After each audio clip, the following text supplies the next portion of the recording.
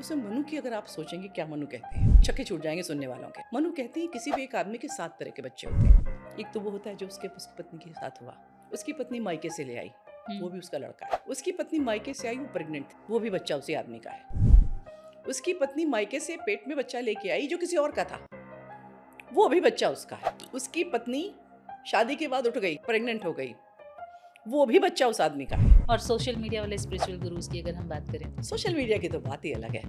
जिसको खाना नहीं बनाना आता वो कुकिंग का शो कर रहा होता है। जिसको कुछ भजन नहीं करना होता है वो उपदेश दे रहा होता है। सोशल मीडिया का तो मतलब कुछ कहा ही नहीं जा सकता। अभी बहुत विवाद हुआ, अनिरुद्धाचार्य जी ने कुछ बोला, प्रेमानंद जी ने भी बोला, महाराज ने, उनके ऊपर में भी, तो आप उस पर क्या कहना चाहेंगे? उसमें मैं सिर्फ ये कहना चाहती हूँ कि आपको लाइफ में कोई भी सीरियस काम करना है तो मीडिया के ओवर एक्सपोजर से बचना चाहिए। वो जो बहुत प्रसिद्ध होने की इच्छा होती है ना, उसको अगर ये लोग कंट्रोल कर लें और दिन में 12 रील बनाना बंद कर दें तो ये सारे झंझट खत्म हो जाएंगे। तो वहां पर उन्होंने कुछ भी बोला, क्या जरूरत सबको हंगामा करने की। अगर हम लॉ एंड ऑर्डर की बात कर रहे हैं, महिलाओं के लिए बहुत कानून बन गए। इक्वालिटी और नारीवादिता की जब हम बात करते हैं, बहुत सारे कानून हैं जो उनको प्रोटेक्ट करने के लिए बने हैं। कई केसेस ऐसे देखने को मिल जाते हैं जहाँ पे उन चीज़ों का, उन कानूनों का मिसयूज बहुत ज़्यादा हो रहा है। जिसने कानून बनाया उसने सोच समझ के कानून नहीं बनाया। जिसने उस कानून को पालन करने की जिम्मेदारी ली उसने सोच समझ के उसको पालन नहीं कराया। जो न्याय करने बैठा उसने सोच समझ के न्याय नहीं किया। भाई ऐसा बनाओ उसमें लूप होल कम से कम छोड़ो। तो कानून बनता लूप होल के लिए ही है, मुझे तो ऐसा लगता है। हाँ, बनाते समय सोच लिया जाता लूप होल्स क्या होंगे, क्या होंगे, तभी तो केस लंबा चलेगा। केस लंबा चलेगा। ऐसा कौन सा लॉ है जो मिसयूज नहीं होता है?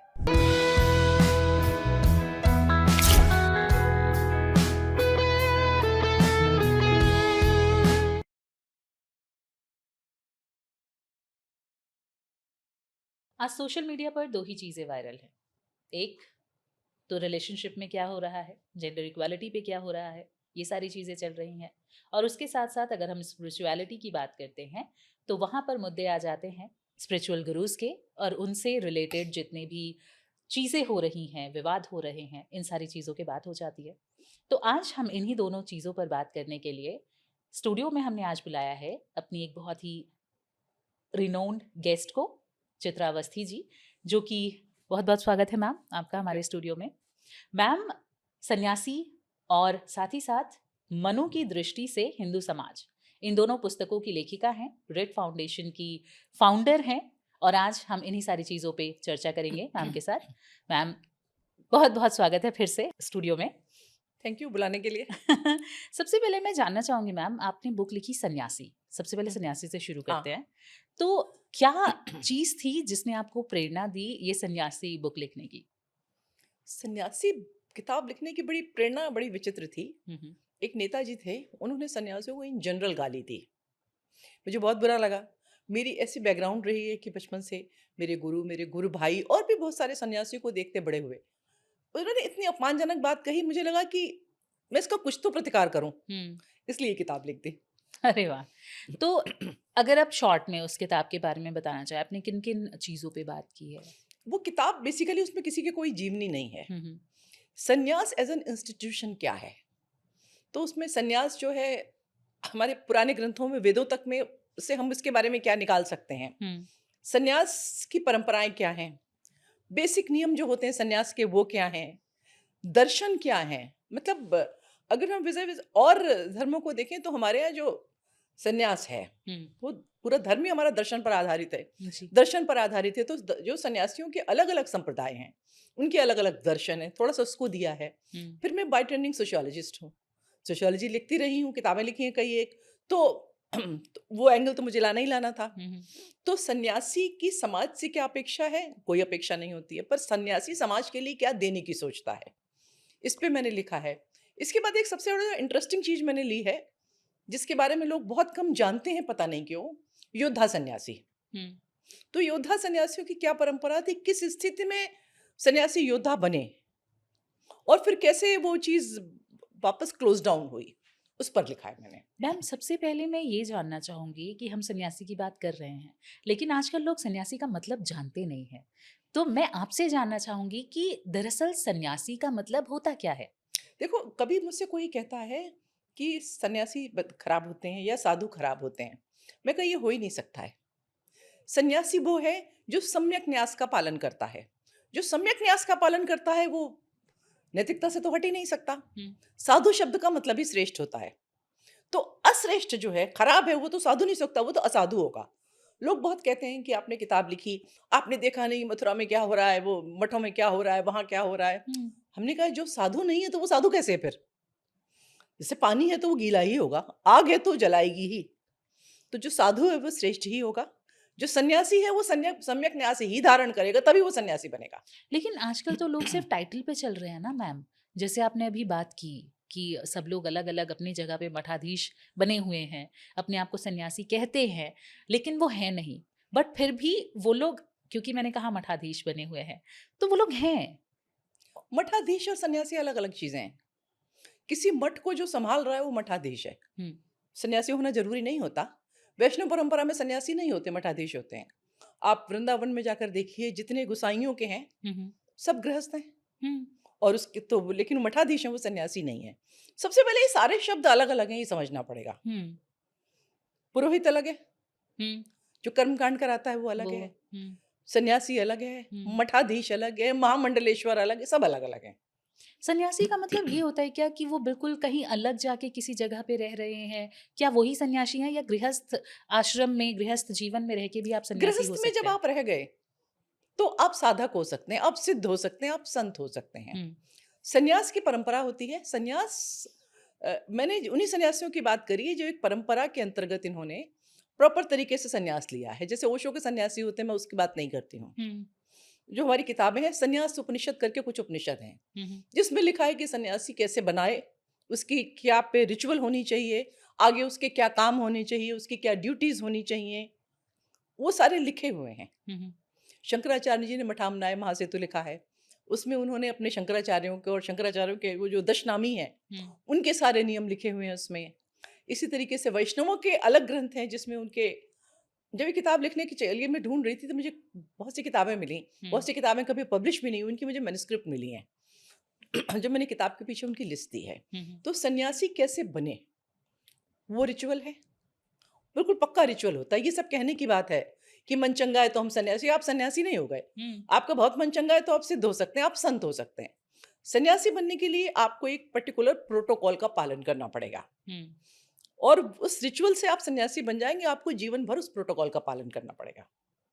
लेकिन मैम अब यहाँ पे बात आ जाती है सन्यासी और जो स्पिरिचुअल गुरुज़ आजकल हैं हमारे, इन दोनों पे। इन दोनों लोगों में क्या डिफ़रेंस होता है?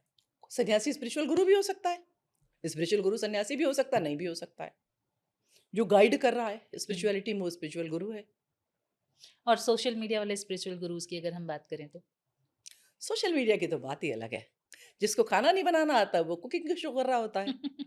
जिसको कुछ भजन नहीं करना होता है वो उपदेश दे रहा होता है। हुँ, तो सोशल मीडिया का तो मतलब कुछ कहा ही नहीं जा सकता। हुँ। मैं इसीलिए किताब लिखती हूँ।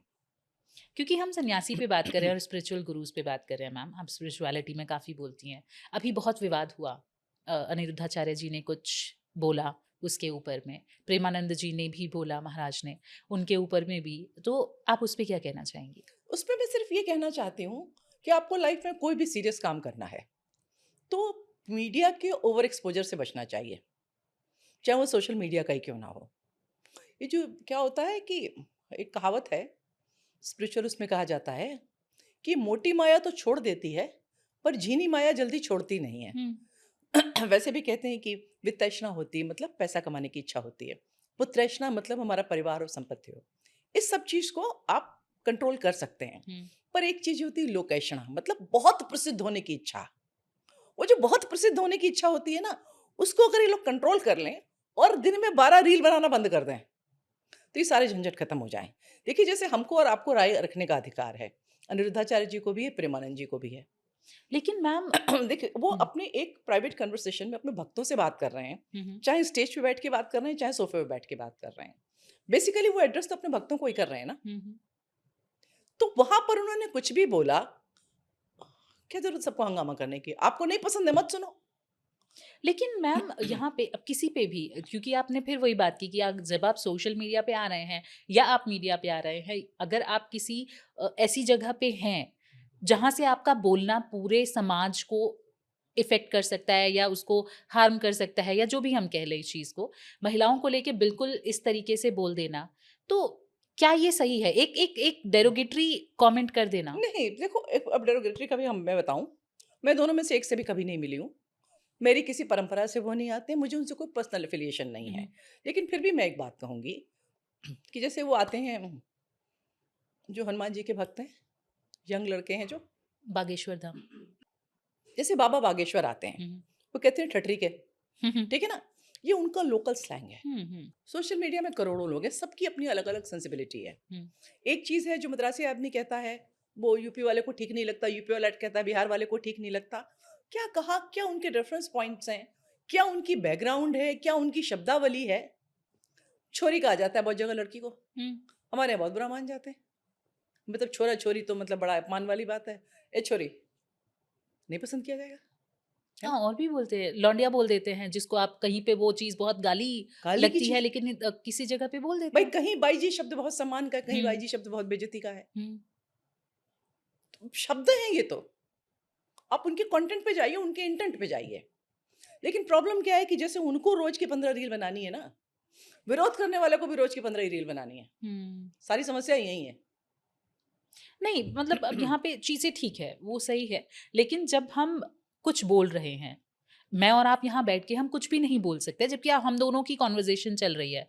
लेकिन हमें पता है कि ये कन्वर्सेशन जानी है, समाज के पास पहुँचनी है, किसी के पास, तो हम कुछ ऐसा नहीं बोलेंगे जिससे समाज पे गलत असर पड़े, मैम। ये तो हम अपनी ओर से भाषाई सोचेंगे। हाँ, भाषाई क्या बोलते हैं उसको, मतलब एक धीर गंभीर होना। मैं क्योंकि मैंने सुना है प्रेमानंद जी महाराज को, वो बहुत ही धीर गंभीर होके और बहुत ही एक सधा हुआ चीज़ बोलते हैं, तो मुझे उनके अगेंस्ट में, देखिए अब लोग हैं फेमस, फेमस अगर कोई हो रहा है तो उसके अगेंस्ट कुछ चीज़ें आ जाती हैं।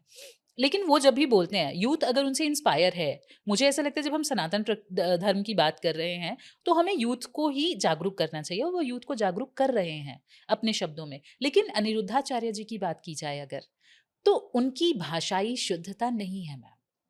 मतलब मेरा ये पर्सनल एक वो है हाँ, अब हम ओपिनियन। लोग यहाँ बात कर रहे हैं, अपनी ओर से बहुत सँभल के बात कर रहे हैं। हम्म, पूरा पॉडकास्ट खत्म होगा जब लोग इसको देखेंगे। हम्म, अगर कहीं उनकी तरह वायरल हो गए, हम्म, तो कितने लोग कितनी गालियाँ देंगे अंदाज़ा है? हाँ, देने वाले तो किसी भी चीज़ पे दे सकते हैं। आप कितना भी सँभल कर बोलिए, 150 करोड़ आदमी सुनेगा, उसे कुछ भी अच्छा लग सकता है, कुछ भी खराब लग सकता है। लेकिन हाँ, इतना इनको ओवर मीडिया एक्सपोज़र से बचना चाहिए, मुझे ऐसा लगता है। हम्म, क्योंकि कहीं न कहीं आप कॉन्शियस हो जाते हैं। फिर क्या होता है कि चीज़ें जो पिक करी जाती हैं, बीच से उठाई जाती हैं, तो जो आपके जो आपके यहाँ एडिटिंग कर रहे हैं, उन्हें भी नहीं पता है कि इसका क्या हम्म, होने वाला है। हम्म। क्वेश्चन के रेफरेंस में कभी-कभी जवाब होता है। क्योंकि जो प्रेमानंद जी पे बात आई थी, तो उनका लोगों ने, क्योंकि उन्होंने शायद लड़कियों के लिए और लड़कों के लिए, दोनों के लिए दोनों के सेम लिए कहा था। कॉन्वर्सेशन में हाँ, बोला था, लेकिन लोगों ने सिर्फ लड़कियों वाला पार्ट कट करके डाल दिया और वो वायरल हो गई चीजें। तो आधा अधूरा ज्ञान भी खतरनाक है। ये ज्ञान भी नहीं है, मिस्चीवियस एक्ट है ये। मिस्चीवियस एक्ट है। अग्री। तो अब ठीक है, उनको अच्छा लग रहा है, उनको भी तो वायरल होना है। हाँ, ये भी बात सही है। उनको भी तो वायरल होना है, क्या किया जा इन अ सकता गुड है? वे और a bad way. In a good way और बैड वे। ये भी सही है। तो वायरल होने के दौर में ये चीजें कहाँ तक सही है, मैम? बिल्कुल सही नहीं है।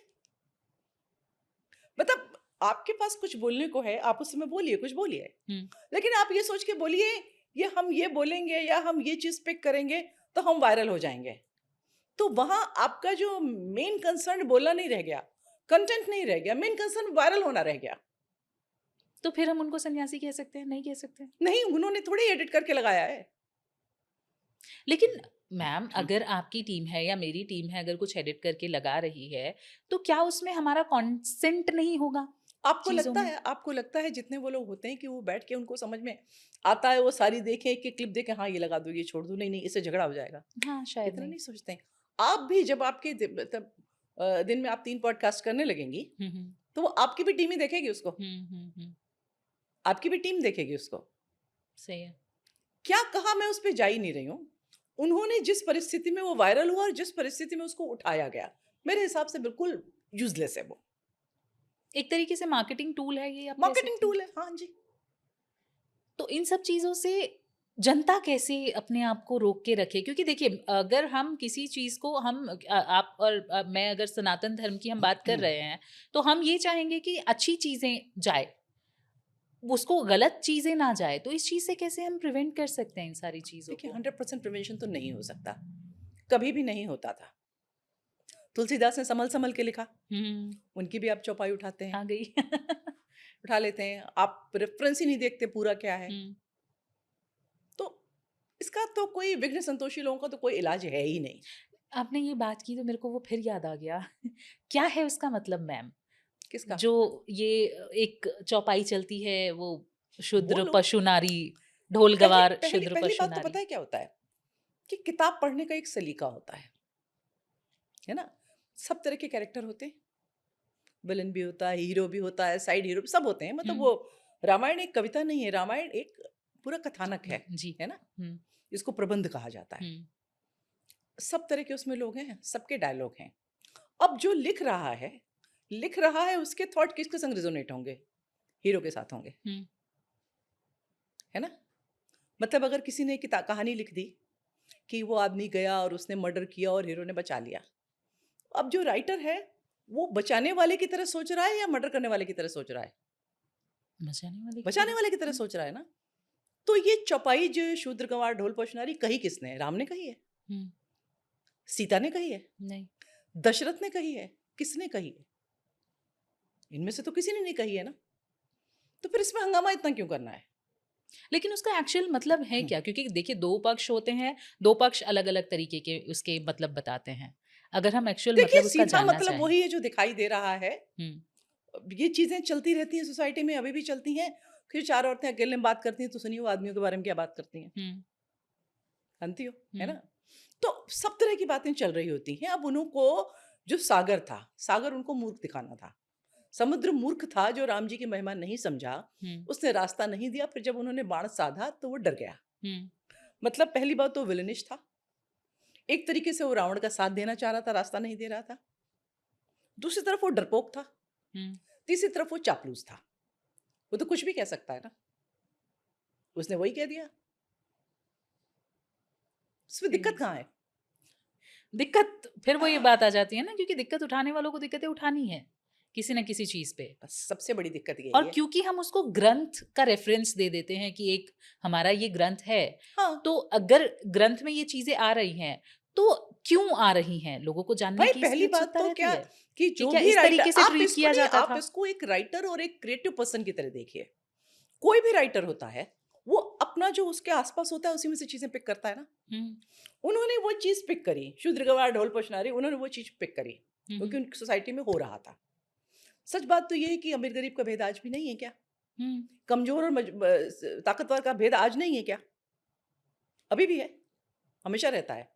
उन्होंने उसको पिक किया, लेकिन जो उनके अंदर का संत था, उसने कहा ये गलत है, तो उसने उसको विलन से कहलवाया। और हीरो से, जो उनके राम थे, जो हीरो जो थे, उससे उन्होंने उसको काउंटर कराया। शबरी के पास भेजकर काउंटर कराया। हम्म। माँ के सम्मान के लिए वो निकल गए, ऐसे काउंटर कराया। तारा का सम्मान किया उन्होंने, मंदोदरी का सम्मान किया उन्होंने। उसको उसने उन्होंने काउंटर बैलेंस किया है। पहली बात तो जो एक लिखने की, जो राइटर की एक प्रक्रिया होती है सोचने की, जो उसका थॉट प्रोसेस जब चलता है लिखते समय, उसको देखना बहुत जरूरी है। हम्म। कोई भी अनबायस होके कुछ चीजों को नहीं लिखता, या अपने आसपास की जो चीजें देखता है उसी को रेफरेंस लेके लिखता है। रेफरेंस तो लेना ही पड़ेगा ना उससे। हम्म। तुम अगर एक कहानी लिखने बैठो तो तुम्हें तो सीन भी अपने आसपास से उठाना पड़ेगा, हम्म। हम्म। सब कुछ ही आसपास से उठाना सही है। पड़ेगा। लेकिन उसके बाद आप उसको जो फ्लो देते हैं कहानी को, वहां पता चलता है आप क्या सोचते हैं। हम्म। तो फ्लो में उन्होंने ये कहा कि भाई समुद्र ने कहा, क्योंकि वो हर तरीके से बकवास चीज था, हम्म। लेकिन राम ने तो देखो ऐसा किया। उसमें कितने कैरेक्टर हैं, महिला कैरेक्टर, जिनका उन्होंने बहुत आदर किया। हम्म। भाई माँ के ही तो अपनी जो स्टेप मदर थी, उसी की बात परखने के लिए तो वन चले गए वो। हम्म। बहुत कष्ट उठाए उन्होंने। फिर उसके बाद निषाद राज थे, शबरी थी। और ये लोग जो ये कहते हैं, उम, बुद्धि तो बलिहारी है ना। वो जो कहते हैं कि द्रविड़ों के देवता थे हनुमान जी, हम्म। उनको वो तुम भरत की तरह मेरे भाई हो, वो कहते हैं। जो ये लोग कहते हैं कि अनार्यों के देवता थे शंकर जी, वो कहते हैं उनको पूजे बिना मेरी पूजा नहीं हो सकती। हम्म। तो हीरो क्या कह रहा है वो देखो ना, तुलसीदास को समझना है तो। विलन से कहला रहे हैं। कल को आप कहोगे कि कंस ने मार दिए, तो इसका मतलब वेद व्यास बच्चे मरवाना चाहते थे क्योंकि कंस ने बच्चे मार दिए थे। तो मतलब कुल मिला के आप ये कहना चाहती हैं कि पूरा पढ़ो तो आपको पता चलेगा कि वो हीरो ने नहीं कहा बल्कि विलन ने कहा है वो चीज। सब जो लोग कह रहे हैं ना उनको ही पता है। लेकिन वो भी फिर वही वायरल होने वाली चीज है। अब वायरल होने का रिवाज अब थोड़ी आया है, वायरल होने का रिवाज तो 100 साल से ऊपर से है। एक मैं आपको इंटरेस्टिंग किस्सा, आप पॉडकास्ट में रखें ना रखें, बात में आपकी मर्जी है। यार मैं दिल्ली के एक एलीट क्लब में बैठी थी, बगल में लोग अपना बात कर रहे थे, तो बात यही सब हो रही थी, कुछ रिग्रेसिव सोसाइटी की बात हो रही थी। तो अग्नि परीक्षा की बात होने लगी। अग्नि परीक्षा की थोड़ी देर में मुझको दिमाग में प्रेशर बढ़ गया। मैं गई वहाँ, मैंने कहा कि भाई अग्नि परीक्षा तो अग्निदेव ने सीता वापस कर दी थी ना। तो मेरे पर हंसे, बोले ऐसा भी हो सकता है। मैंने हाथ पकड़ा, हमने कहा अपना आधार नंबर बोलो, चाय में हाथ डाल दो, सच होगा तो तुम्हारा हाथ नहीं जलेगा। बोले ऐसे कैसे होगा? तो हमने कहा सीता अग्नि में गई तो बिना जले वापस कैसे आ गई? आप इसे तो प्रतीक मान लो या ये यथार्थ मान लो। अगर प्रतीक है तो सीता आग में गई नहीं थी, यथार्थ है तो अग्नि देवता ने सच्ची मुझकी सीता वापस कर दी थी। दो में से एक ही चीज मानो ना। और तुम्हें अगर लगता है कि सच्ची थी इसलिए आग से निकल आई, तो उंगली डाल के देखो चाय में जलती कि नहीं जलती है। तो ऐसे ही है, कुछ भी कहते रहो। ये टॉपिक आया है तो मैं भी इस पे जानना चाहूंगी मैम, क्योंकि आजकल जो बच्चे हैं, यूथ है हमारे, क्योंकि मैं बेसिकली ये चाहती हूँ अपने पॉडकास्ट के माध्यम से कि हमारी यूथ को सच पता चले कि क्या है ये वाकया जो है अग्नि परीक्षा का। ये बहुत देर से, क्योंकि रामचरितमानस की बात हो रही है तो मेरे मन में भी चल रहा था, मैंने कहा पूछूं या नहीं पूछूं, मैं इसी में थी। क्या पूरा वाकया था, क्यों सीता जी को अग्नि परीक्षा देनी पड़ी थी, क्या ये सही था? सबसे पहले तो एक किनारे हो जाओ, उसको आप इतिहास मानते हो साहित्य मानते हो? पहले तो ये सोच लो एक बार। इतिहास और साहित्य से परे उसको तो एक ग्रंथ मान के हम चल रहे हैं ना। ग्रंथ तो मतलब मोटी सी किताब होता है। तो मैं भी लिख दूंगी तो मोटी सी किताब ग्रंथ बन जाएगी। लिम्का बुक ऑफ रिकॉर्ड्स भी ग्रंथ है। मानते क्या हो, पहले ये सोच लो। आप अगर इतिहास मानते हो कि आप साहित्य मानते हो, अब अगर ये साहित्य है तो उसमें प्रतीक होंगे, फिर उसमें वो क्या सोचते हैं राम के बारे में। राम में एक खासियत है, राम प्रिज्म की तरह है। हर आदमी उसको अपनी तरह से देखता है, अपनी तरह से परसीव करता है। इसीलिए एक शब्द बहुत चलता है, मेरे राम। मेरे शंकर कोई नहीं कहता, सही, मेरे राम ही होते हैं केवल। क्योंकि राम को तुमने अलग नजर से देखा, हमने अलग नजर से देखा, किसी और ने अलग नजर से देखा। राम कथा सैकड़ों तरह से गाई गई है, सैकड़ों तरह से प्ले करी जाती है। तो कितनी दूर दूर तक हिंदुस्तान के बाहर होती है, क्योंकि राम को देखने का नजरिया होता है। राम को कैसे आप देख रहे हैं, तो तुलसीदास कैसे देख रहे थे? तुलसीदास के राम गृहस्थ राम नहीं थे। तुलसीदास जो जिस समय रामायण लिखी गई, रामचरितमानस, उस समय को आप याद करिए। पब्लिक का मोरल बहुत डाउन था, विधर्मी क्योंकि बहुत ऊपर थे। उनको एक ऐसी कॉन्सेप्ट लेके आनी थी जिसमें आदमी आशा देख सके, जिसमें व्यक्ति एक सुलेस पा सके, जिसके लिए वो एक एंकर की तरह हो। उनको एक ऐसी चीज लेकर आनी थी। राम अगर हुए भी तो त्रेता में थे, तो हम लोग के पास उसको एग्जैक्ट जानने का कोई तरीका नहीं है। मोटी मोटी कहानी किताबों में चली आ रही, पद्म पुराण में और उसके पहले भी। एग्जैक्टली रोजमर्रा तो नहीं पता है ना। तो वो उनको एक ऐसी चीज प्रस्तुत करनी थी, तो उनको एक आइडियल राजा राम दिखाने थे, जिसके लिए सबसे ऊपर उसकी प्रजा है। तो चाहे सीता का वनवास हो, उसके पीछे भी वही था, अग्नि परीक्षा के पीछे भी वही था। अग्नि परीक्षा में तो उन्होंने अग्नि परीक्षा लिख भी दी, क्योंकि उनके पीछे वाली किताब में लिखी थी, तो उन्होंने बीच में अग्नि देवता का एंगल डाल दिया। लेकिन आप सोचो, क्या ये पॉसिबल है कि 100% सच चीज बोल के तुम आग में उतर जाओ? है संभव? अपना नाम तो पक्का मालूम है, उसमें कोई गलतफहमी नहीं है ना। तवे पे हाथ रख देना अपना नाम बोल के, जलेगा कि नहीं जलेगा? जलेगा, जलेगा। तो वो वहां पर उनका तो पूरा एक ही मोटिव था कि एक आइडियल राजा जो प्रजा के लिए कुछ भी करता है, जिसके लिए प्रजा ही सबसे इंपॉर्टेंट है। जब राम राज्य आएगा तब आपकी पूछ होगी। ये मॉरल अपलिफ्ट करने के लिए था। उसके बाद फिर उन्होंने जगह जगह रामलीलाएं शुरू कराई। आपको पता है कि जो जिसको लिबरल कहने ना कहें, थोड़ी आप देख लीजिएगा, आपकी पॉडकास्ट है, मैं तो लिबरल कहूंगी। तो जो लिबरल दो के पीछे सबसे ज्यादा पड़ते हैं, एक मनु के पीछे, एक और तुलसीदास के पीछे। उनको लगता है अगर ये न होता, और आज से नहीं 200 साल से वो ये सोच रहे हैं, तो कब की सोसाइटी को छिन्न भिन्न कितनी आसानी से कर सकते थे। तुलसीदास ने जो रामायण लिखकर रामचरितमानस लिख कर दे दी, चाहे ऐसे गिरमिटिया गए या अभी भी जो लोग यहाँ से जाते हैं ना, बाहर जाते हैं तो कुछ नहीं करते हैं तो रामायण तो पढ़ते ही गा गा के। हम्म, आप सोचो पंजाबी आदमी भी पढ़ रहा है, बोले रामचरितमानस पाठ कर रहा है। नॉर्थ में रह जाए तो बंगाली भी करने लगता है, सभी करने लगते हैं, हिंदी उनकी भाषा हो ना हो, अवधी उनकी भाषा हो ना, वो उसका स्ट्रांग प्रभाव है, इतना ज्यादा उसका स्ट्रांग इम्पैक्ट है। तो उनको लगता था ये बड़ी एक दीवार ऐसे गिरा दे तो काम बन जाए। जब हम राजा राम को धर्म का राजा बोलते हैं तो क्या उनकी पत्नी के प्रति वो धर्म सही था, अग्नि परीक्षा कराना? राजा का धर्म पहला प्रजा के लिए होता है, पत्नी के लिए नहीं? सेकेंडरी। ओके। प्राइमरी तो वही होता है। अग्नि परीक्षा सिर्फ प्रतीक है। साइंटिफिक टेम्परामेंट से अगर बात करो तो अग्नि परीक्षा फिजिकली पॉसिबल ही नहीं है। मैं फिर कह तो रही हूँ, अपना आधार नंबर बोलो और तवे पर हाथ रख दो, आज जल जाएगा।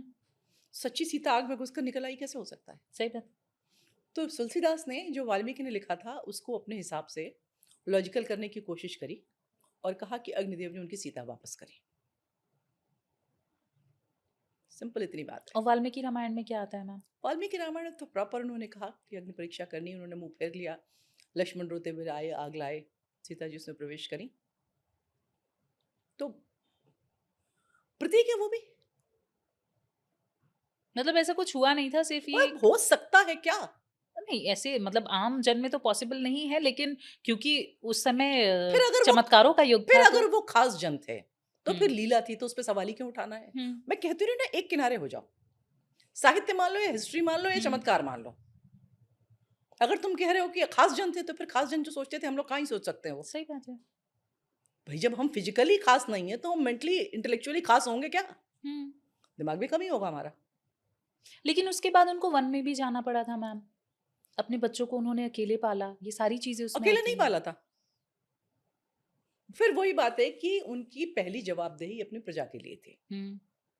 सीता को भेजा, सीता को अबेंडन नहीं किया था। भेजा और अबेंडन करने में दोनों में अंतर होता है।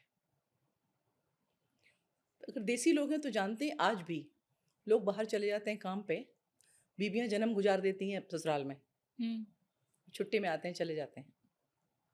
आज के हिसाब से उसको अबेंडन करना कहते हैं। ये जो आजकल का फैशन है गांठ जोड़ के घूमने का, उसके हिसाब से अबेंडन करना, पर अबेंडन करना नहीं होता था, है ना। अभी एक हस्बैंड वाइफ रह रहे हैं, पॉडकास्ट कर रही है वाइफ, अचानक हस्बैंड को 20 लाख रुपए महीने की नौकरी मिल जाए कुवैत में, चला जाए तो अबेंडन कर दिया हस्बैंड को उसने? नहीं, चले गए आप। वाल्मीकि के यहाँ जब ऋषि के यहाँ भेजी गई थी तो वाल्मीकि ऋषि को पता था वो आएंगी, उसकी तैयारी थी वहाँ, बच्चों की एजुकेशन हुई थी वहाँ।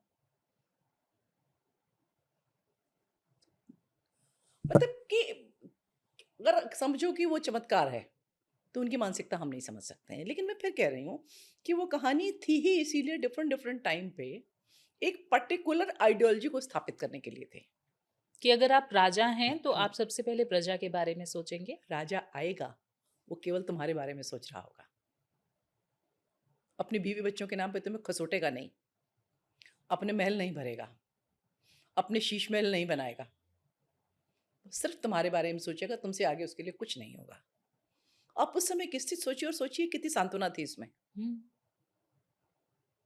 यहाँ पर राम की भी तो पीड़ा रही होगी ना, अगर उन्होंने जिस सीता को ढूंढने के लिए इतना सब कुछ किया, उसके बाद उनको उस ऑल ऑफ अ सडन आने के बाद में उनको इस तरीके से अग्नि परीक्षा और वन में भेज देना पड़ा, तो उनकी भी तो एक पीड़ा होगी। फिर बहुत बात है कि हमें फिर वही कहूंगी, एक साइड हो जाओ, क्या राम ब्रह्म थे या क्या राम एक मनुष्य थे, ह्यूमन बीइंग थे या गॉड थे? सोच लो पहले।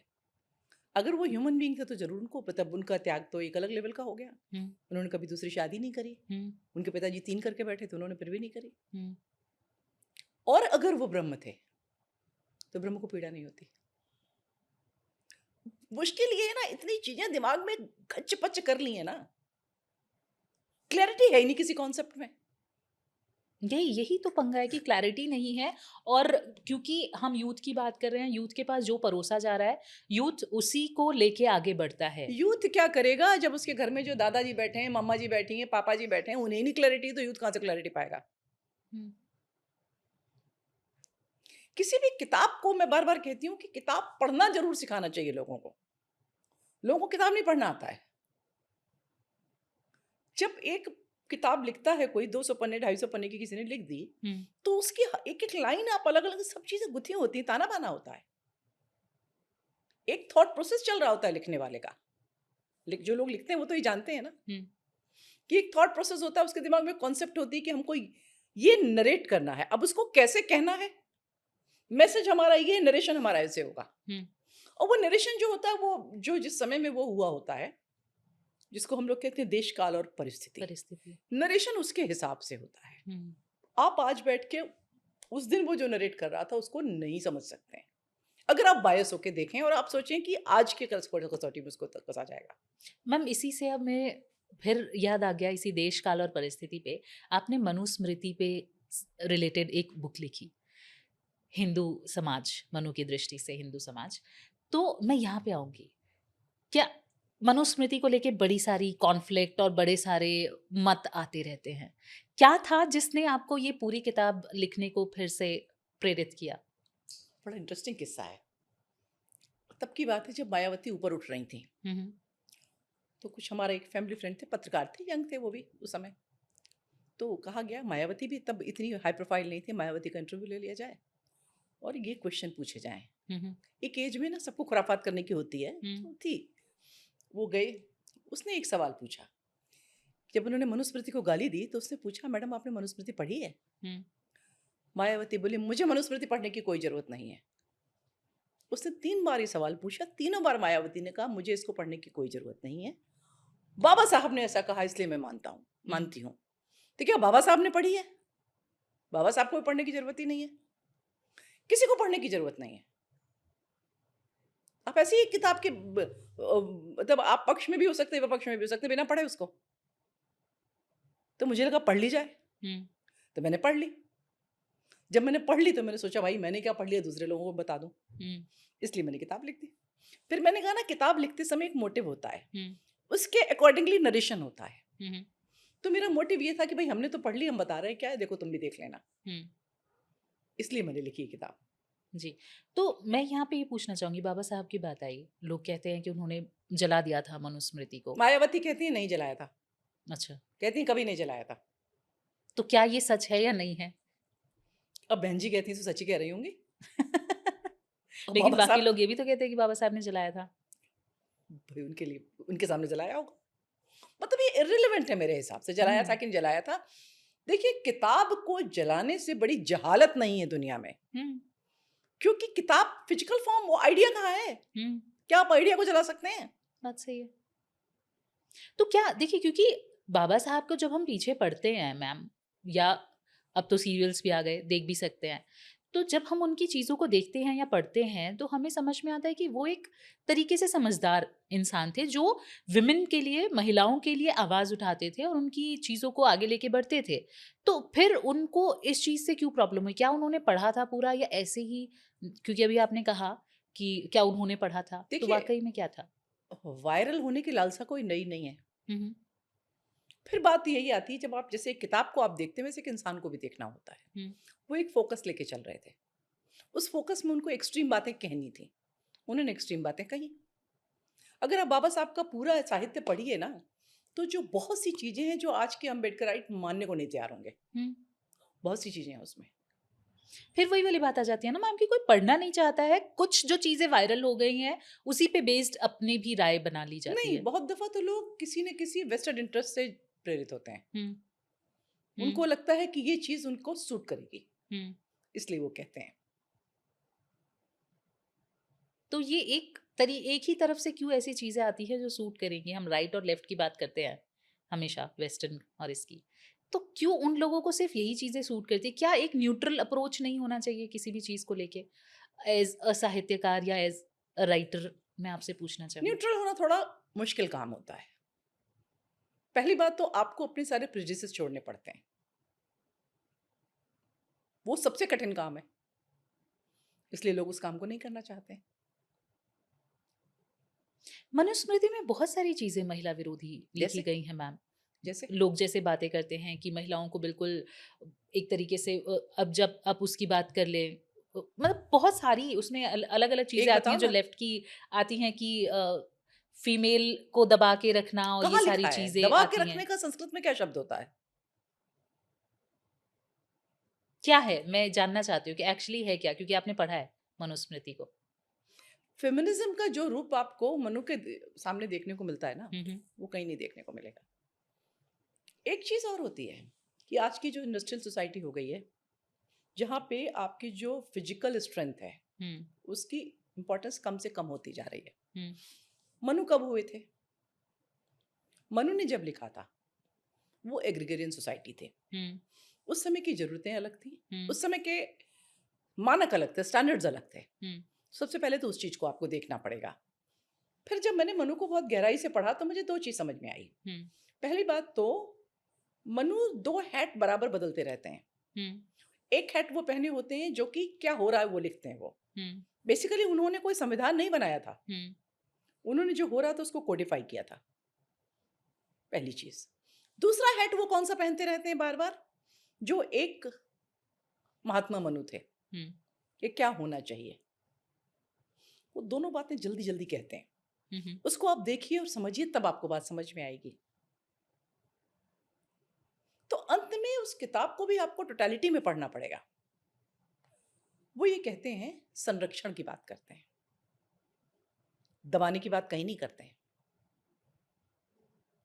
तो जहां ब्रूट फोर्स की बात होती है तो वहां संरक्षण की बात होती है। अभी की तरह नहीं है कि 70 साल की उम्र में आप यूपीआई से पेमेंट कर रही हैं हम्म। और आपके पैसे शेयर आपके बढ़ रहे हैं, घट रहे हैं, हम्म। आपका ऑटोमेटेड घर है, आप उसके अंदर बैठे हैं। ऐसा नहीं था। आपको रोज धरती फोड़नी होती थी, उसमें से अनाज उगाना होता था, फिर खाना होता था। वहां भेड़िया भी आता था, भेड़िए जैसे दुष्ट लोग भी आते थे। हम्म। तो संरक्षण की बात है वहां। फ्री विल पे कहीं हमला नहीं है स्त्रियों की। फिर आपने ये कहा कि देश काल और परिस्थिति के हिसाब से वो किताब लिखी गई थी। तो फिर आज के डेट में जो फेमिनिस्ट हैं, वो इतना ज़्यादा क्यों इसका विरोध करते हैं? क्या आज के समय में जाहिल है, प्रासंगिक है वो जाहिल सारी है, चीज़ें? जाहिल है। देखिए, मनु जो थे, मनु कुछ भी कहो, मनु का कितनी दुनिया के ज्योग्राफिकल उसमें देखो तो कहाँ कहाँ तक उनका प्रभाव था। हुँ। मनु में बहुत सी चीजें ऐसी हैं जिसपे वी कैन हैव प्राइड। जैसे? अब वो 2 मिनट में उसमें आते हैं फिर हम। हुँ, हुँ। तो आप जिस चीज पे प्राइड ले सकते हैं, हम उसकी बुराई करेंगे। वैसे ही कि अगर आप इंट्रिकेट डिजाइन बनाते हैं ज्वेलरी में तो हम उसकी बुराई करेंगे। हम कहेंगे देखो, हम तो कील मोड़ कर पहने, कितनी अच्छी लग रही है। हुँ। Textile, colour, weaving, thread, yarn उन्हें कुछ नहीं पता था, तो उन्होंने वो काले काले काले का फैशन चला दिया। अब लोग कहते हैं कि ऑफिशियल स्मार्ट दिखना है तो काला पहन के आ जाओ, क्योंकि उनके पास तो रंग ही नहीं थे ना। हुँ, हुँ। उनको कलर करना ही नहीं आता था, उनको एम्ब्रॉयडरी करनी ही नहीं आती थी, उनको तारकशी आती ही नहीं थी। उसी तरीके से ये है कि आप मनु पे अगर प्राइड ले सकते हो तो हम मनु की बुराई करेंगे। मनु की जो किताब है उसको अगर आप पूरा पढ़ें तो उसमें ये सोशल कास्ट के बारे में फैमिली बहुत थोड़ा है। हुँ, हुँ। बहुत बड़ा हिस्सा है जो आप लोग चाणक्य की बात करते हैं, हुँ, राजनीति क्या होनी चाहिए, बहुत बड़ा हिस्सा वो है। हुँ। बहुत बड़ा उसमें हिस्सा ये है कि जो कॉस्मोस कैसे बना। उसमें एक बड़ी इंटरेस्टिंग चीज है, उन्होंने चारों कालों का वर्णन दिया, इतने साल इतने साल इतने साल। हुँ। और जब उसको आप जोड़ते हो ना, ऑलमोस्ट वो उतना ही पड़ता है जितना अब बता रहे हैं कि पृथ्वी की एज क्या है। पढ़ो उस चीज को, नहीं पढ़ना है। नहीं पढ़ना। सबसे बड़ी बात यह है कि मनु ने कोई संविधान नहीं लिखा था। संविधान और मनुस्मृति एक दूसरे के रिप्लेस करने लायक चीजें हैं ही नहीं। हुँ। मनुस्मृति में और शरिया में अंतर है। शरिया संविधान है, मनुस्मृति संविधान नहीं है। आप पूछ सकते हैं कि देश शरिया से चलेगा कि संविधान से चलेगा, आप नहीं पूछ सकते कि मनुस्मृति से चलेगा कि संविधान से हुँ, चलेगा। हुँ, हुँ, मनु हुँ। ने बात ही नहीं करी है कहीं। हुँ। और ये एग्जैक्टली क्या है, इसको आपको समझने के लिए इंडियन सिस्टम ऑफ ज्यूरिप्रूडेंस समझना पड़ेगा। हुँ। डायरेक्टिव देते थे ऋषि। स्मृति एक अकेली मनु नहीं हुई, बहुत स्मृतियां हुई हैं, बात तक हुई हैं। मुसलमान आ गए, उसके बाद फिर देवल संहिता लिखी गई थी, वो भी स्मृति थी। तो वो कहीं भी ये नहीं, वो डायरेक्टिव राजा को भी नहीं देते हैं, हुँ। वो एक सिद्धांत बताते हैं और ये बताते हैं कि क्या हो रहा है। हुँ। तो इसलिए मनु को जस्ट उन्होंने जैसे कि जो मंडल का सिद्धांत है, बहुत डिटेल में उन्होंने दिया है। राजा की क्या ड्यूटीज हैं, किला कैसा बनना चाहिए, लड़ाई कैसी होनी चाहिए, आपका जो स्पिनॉश का सिस्टम क्या होना चाहिए, बहुत डिटेल में है। क्या ऐसे मनुस्मृति से रिलेटेड कुछ मिथ्स हैं जिनको क्लियर करना आज के डेट में जरूरी है मैम? सबसे पहली बात तो फेमिनिज्म को लेके ही है। फेमिनिज्म को लेके ही सबसे ज्यादा लिया जाता है मनुस्मृति का रेफरेंस। जैसे रेप होता है किसी का, तो हम्म। सबसे बड़ी प्रॉब्लम होती है स्टिग्मा, हम्म, है ना। ये माना जी। जाता है कि ये हिंदुओं की चीज़ है। हम्म, हिंदुओं की चीज़ नहीं है। मनु ने कहा, जिस लड़की का रेप होता है, एक बार उसको पीरियड हो जाते हैं, उसके बाद वो वैसी ही शुद्ध होती है जैसी वो पहले थी। और अगर कोई उसको स्टिग्मेटाइज करता है, उसको दंड मिलना चाहिए। ये दुनिया में कहीं नहीं मिलेगा आपको, नहीं मिलेगा। ये मनु के अलावा कभी किसी ने कहा ही नहीं ये बात। मनु कहते हैं रेप करने वाले के लिए जो दंड देते हैं, रिपीट ऑफेंडर के लिए वो जो दंड देते हैं, जो लड़की को फुसलाने में उसके साथ था उसको जो वो दंड देते हैं, वो ये नहीं कहते कुछ तो इसने किया होगा, उसने कुछ भी किया था, वो गई थी तो तुम उसको लेके गए थे। इसके बाद अगर कोई लेडी उसमें इन्वॉल्व है तो सबको वो कैपिटल पनिशमेंट देते हैं, औरतों को नहीं देते हैं। कहते हैं महिलाओं को नहीं मिल सकता। जैसे अगर किसी लड़की को फुसला के ले गई, कोई उसमें कोई लेडी इन्वॉल्व है, कोई फीमेल इन्वॉल्व है, बोले उसका सर मुंडो से गधे में बिठा के पूरे शहर के चक्कर लगवाओ और शहर के बाहर भगा दो। अगर बरगलाना जो शब्द होता है उसके लिए लोग कहते हैं कि हमारी सोसाइटी में बहुत आसान है लड़की पर आवाज उठा देना। अरे हमने अपनी सोसाइटल नॉर्म छोड़ दिए इसलिए है आज। उन्होंने बड़ा स्पष्ट लिखा है, अगर किसी के लिए कोई आप अपवाद, मतलब उसके बारे में आप कोई झूठी बात कहते हैं, ओनस है कहने वाले पर कि सिद्ध करे। लड़की पर ओनस नहीं है कि वो सिद्ध करे कि मैं ये नहीं हूं। और अगर वो नहीं सिद्ध कर सकता, उसके लिए मतलब उन्होंने जो पनिशमेंट्स लिखे वो बड़े भयानक हैं। जैसे एक पनिशमेंट है, रिपीट ऑफेंडर जो रेपिस्ट है, लोहे की चारपाई, नीचे आग जला दो, उसमें उसको बांध दो, डन। ऐसे पनिशमेंट्स हैं।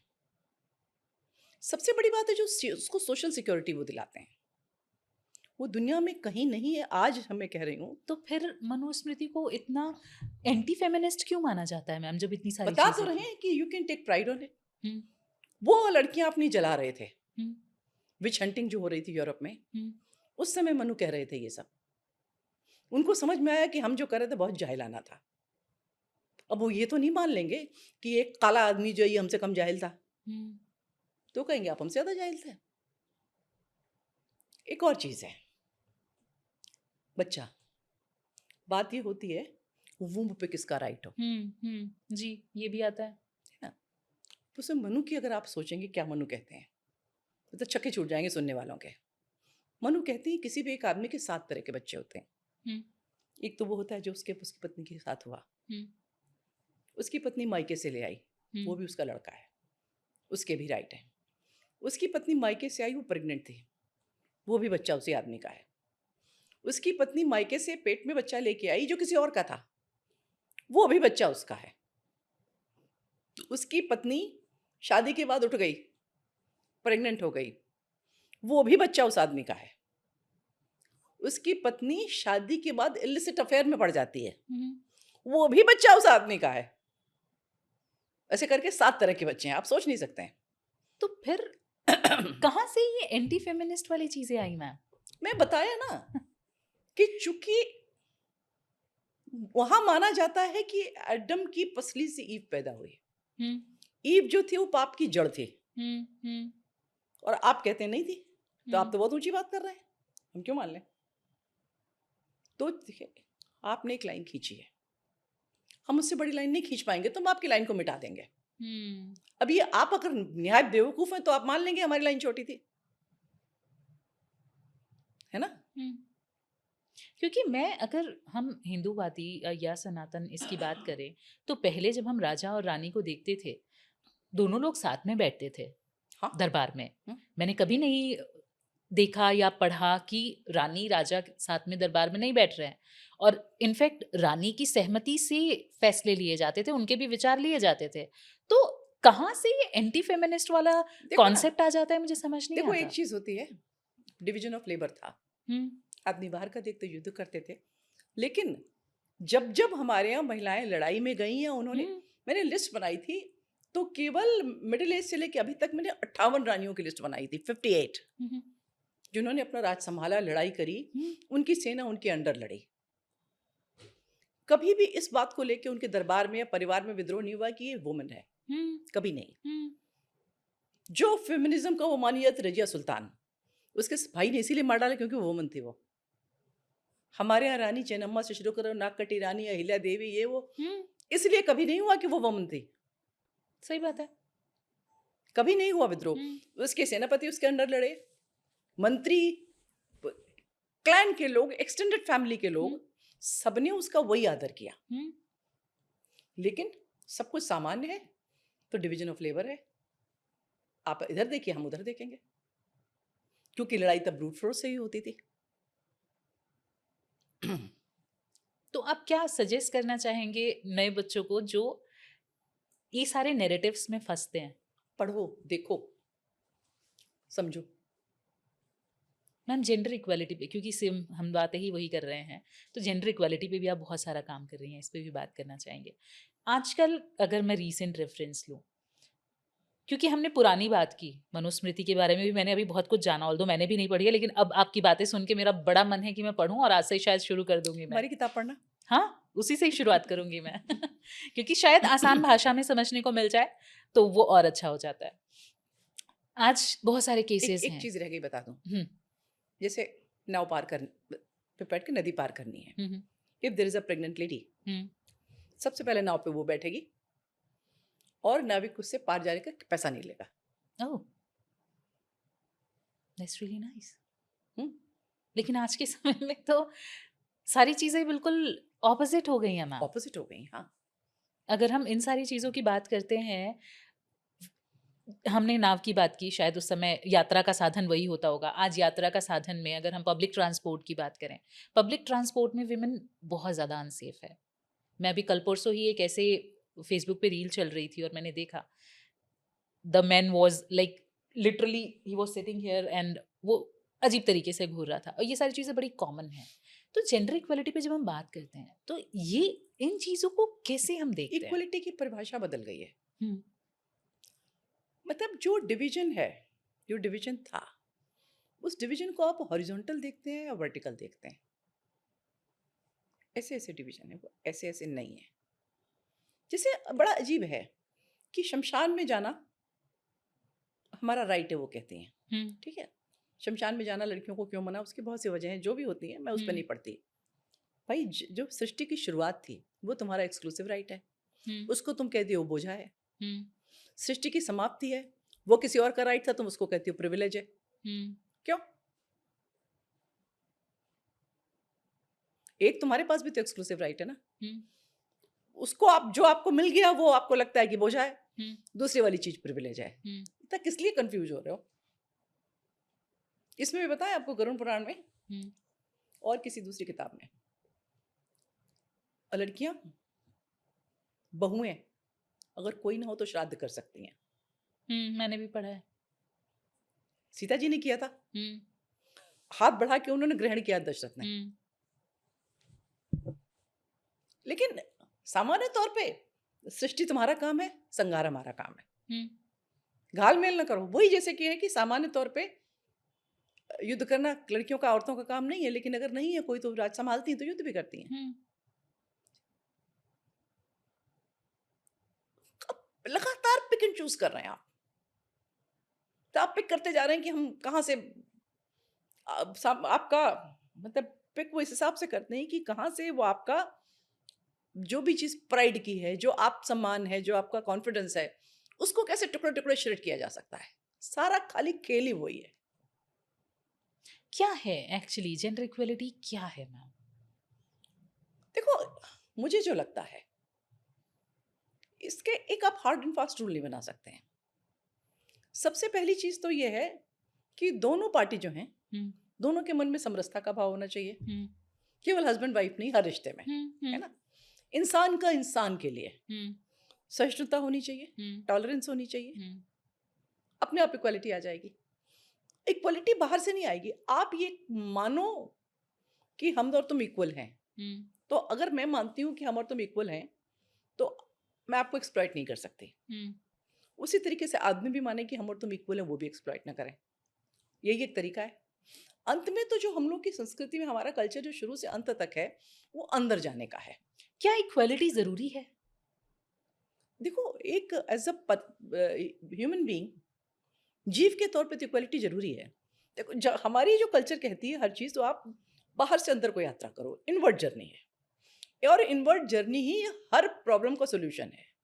जब तुम समझोगे कि जो आत्मा मेरे अंदर है वही तुम्हारे अंदर है, वही झाड़ू लगा रही है उसके अंदर है, वही प्रधानमंत्री है उसके अंदर है। ये थोड़ा सा फिलोसॉफिकल कॉन्सेप्ट हो गया मैम। मैं इक्वलिटी इन द सेंस ये बात कर रही थी, आजकल माई लाइफ माई रूल्स बड़ा चलता है। मैं इस सेंस में बोल रही थी, क्या इक्वलिटी यहाँ अब पर मैं जरूरी बताऊं, है? अब फिर मैं मनु को ले आऊं। मनु या और भी जो स्मृतियां हैं और आजकल जो बातें होती हैं हर जगह, चाहे वो साइकोलॉजिस्ट बात कर रहे हैं, चाहे काउंसलर बात कर रहे हैं, ये बता रहे हैं आपके राइट क्या है। कोई नहीं बता रहा ड्यूटी क्या है। मनु ने केवल ड्यूटीज बताई, किसी के राइट नहीं बताए। उन्होंने आदमियों के राइट भी नहीं बताए। आदमियों को बताया गया है कि जब कोई स्त्री आपके यहाँ आती है तो ससुर सास ससुर की तो बात ही नहीं है कहीं। 3 टियर फैमिली की तो कोई बात ही नहीं है। जेठ देवर पति सबको चाहिए कि उसको अच्छे अच्छे उपहार दिया करें, टाइम टू टाइम उसको खुश रखा करें।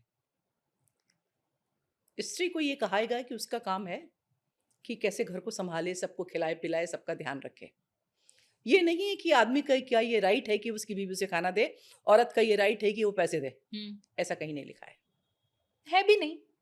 जब तक राइट बेस्ड सोसाइटी रहेगी तब तक संघर्ष होगा। कहीं ड्यूटी की बात ही नहीं होती है।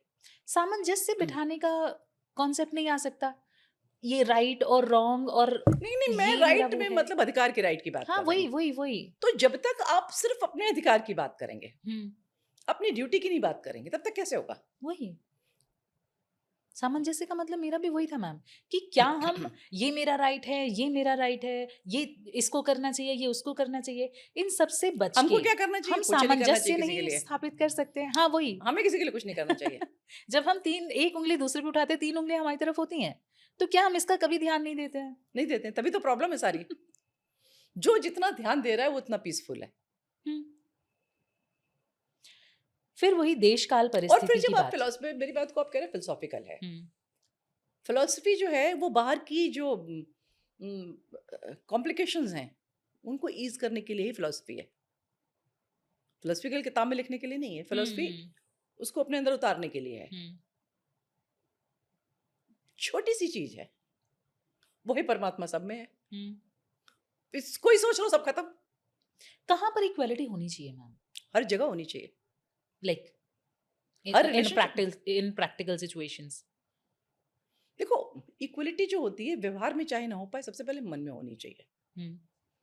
फॉर दैट मैटर, आपका ऑफिस है, उसमें झाड़ू लगाने वाला आता है, उसमें एक डाटा एंट्री ऑपरेटर है, एक सेल्स हेड है।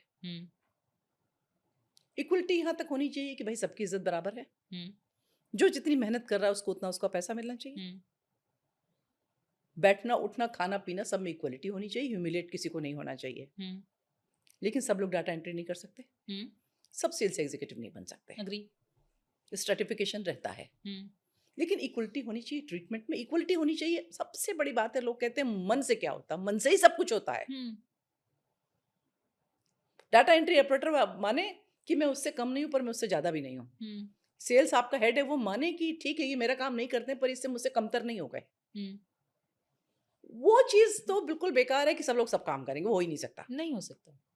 लेकिन as a human being equal मानो ना एक दूसरे को।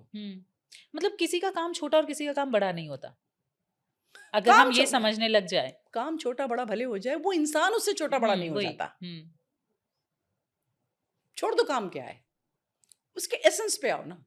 काम है, काम से जो मतलब काम तो बहुत, क्या आप कर रहे हैं वो बहुत स्थूल चीज है, उससे थोड़ा सूक्ष्म है इंसान है, उससे सूक्ष्म उसके अंदर जो है वो है। अभी बिल्कुल प्रवचन टाइप की बात हो गई।